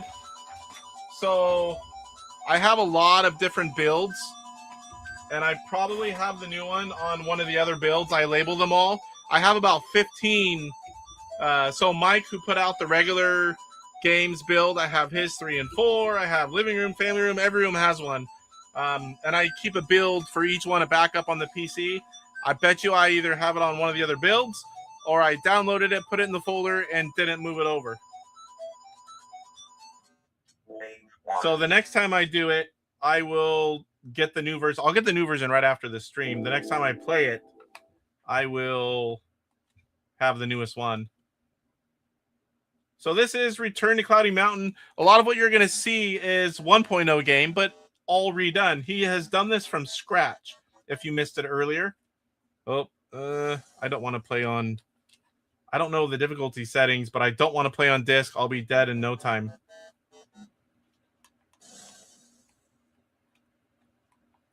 What the heck? There's something.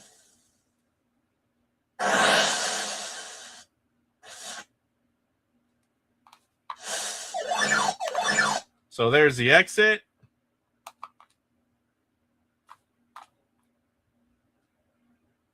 Oh, and I have no arrows.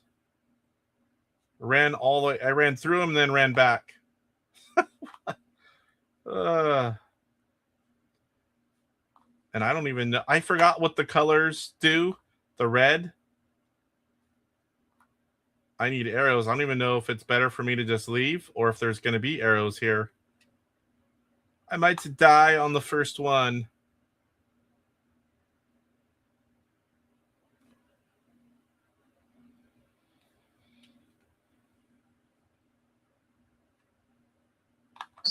Oh, no. I cannot kill it. I can't go that way.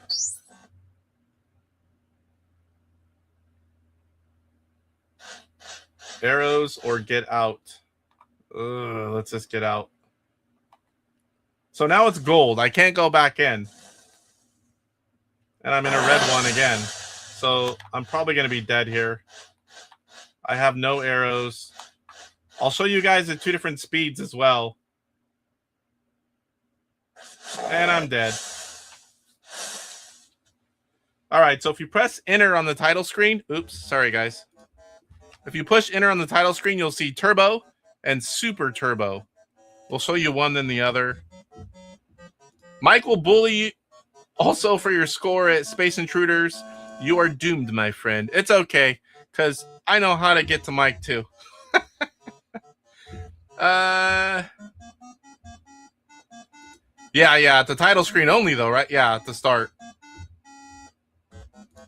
The side buttons might make you run faster like the original. I don't think I ever knew that. So we're going to try turbo, 1 bump up.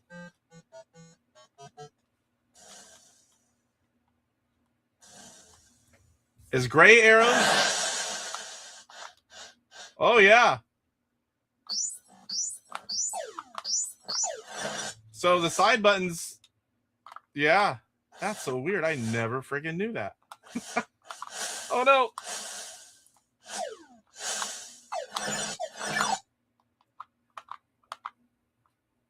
So this is 1 stage up for faster turbo. Yeah, I'm not going to be able to go that way. Let's see what it's like holding the... Look at it go. I want to see on the fastest one holding the side button. That's insane.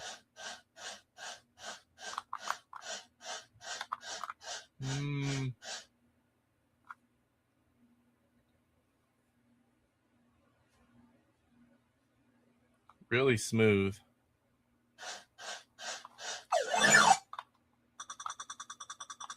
Oh, it's on slow mode if you guys can't tell. What am I supposed to get in here? Oh, I can't remember. Whoa. And I'm near death.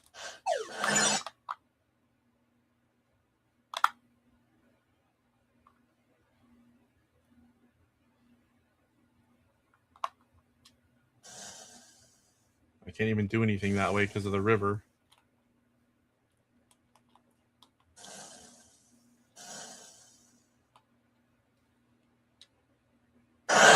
I've been in red before.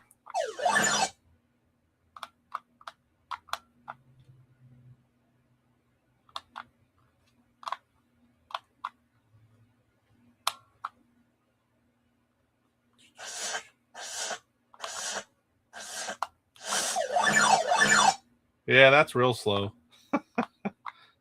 Arrows!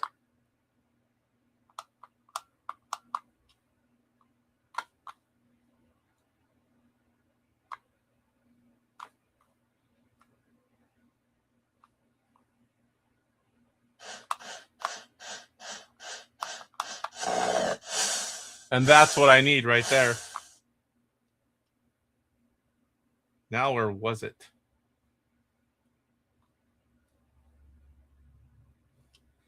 I'm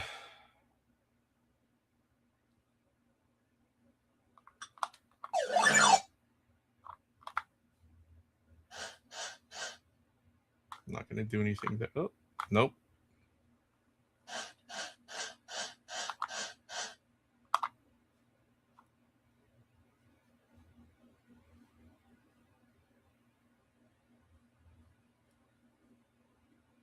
Trying to keep track of where I've been is there it is.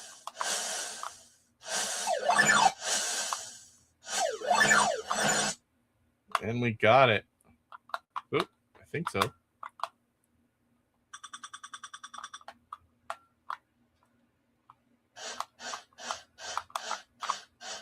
Now to find the exit. Because now I can get through the forest.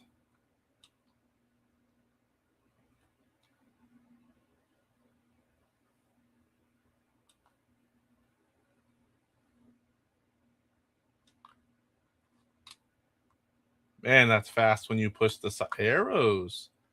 Fast when you push the side button.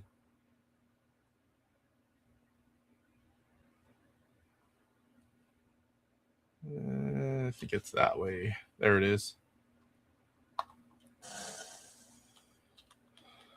So now I can get through here. Uh-oh. I don't think I can go anywhere else. Red or blue? I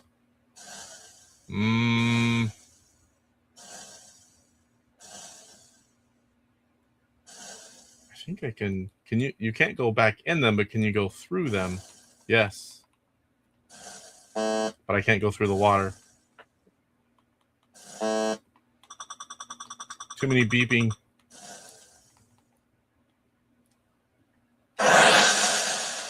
Pause works.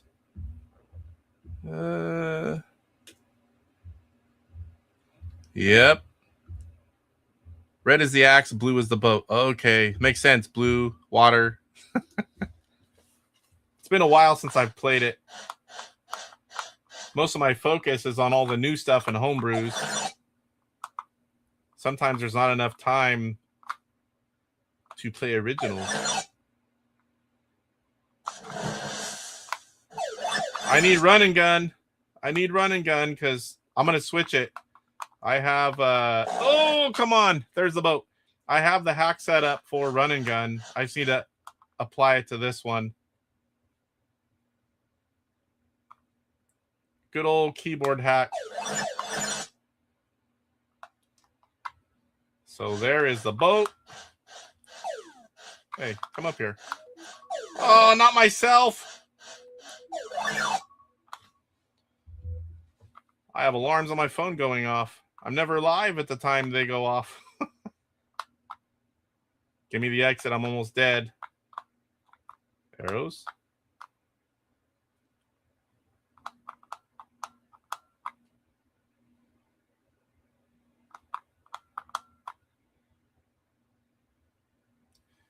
Oh, and there it is. Am I dead all the way? Last man? Yes. Ah. All right. My wife's going to be like, short show my ass. It's been 3 hours. I haven't went 3 hours in a while. We're like 2 minutes shy. Let me switch back. Had a lot of fun, though. Got to do another Astro Smash challenge. 4 new players. And Pod killed it, making it all the way to gray, level 5. First person to do so. Nearly doubled the previous first place player's score. That's Cyrus. Now drop him to the 2 spot. I could be wrong. I don't know if anyone can beat that. That is insane score to reach that in 10 minutes. And then we got to talk and do an interview and learn all about Return to Cloudy Mountain and Paul himself. It was nice to meet him face to face. I know most of you guys enjoyed that as much as I did. And then we got to play a few games, and this was just an extra stream. So tomorrow we have the regular show. We are going to do another. We have 4 new players coming on. TJ, we're going to have on Rich Bacon Ice Cream Productions. Oh boy, Sean, my buddy Sean, INTV Fun, and they're all blending together. I'm forgetting the 4th player. I can't remember the other one. So we're going to do that. We're going to do Horse Racing Live. We're going to do Name That Game, which I have to make tonight. We're going to have an all new one, a little bit of every kind of clue, and it should be a fun one. And it's kind of weird doing 2 shows back to back, but we have some mail call, which we don't do that in this kind of bonus show. So I've got a few items for mail call, and we'll have a homebrew highlight, and we'll do all the fun stuff and have the tournament. So hopefully you guys can make it tomorrow as well. And hopefully you have a good rest of your evening. It's 3:30 here. I've already worked on a show for 3 hours, and now I need to go and do some household chores and spend some time with the family before doing it all again tomorrow. So we'll see you guys in the next one. Good night, everyone. Rise up, get ready for the fight. The Intellivision gamer, shining so bright. Reviews and gameplay, he's got it all from classics to new. He stands tall, interviews and insights. He's on a mission, unleashing the power of retro intuition. He's got the knowledge, the passion untamed. Intellirocker burning with the flame. YouTube's his stage, subscribers unite. Intellivision gamer, he brings the light with the game console. He's making history.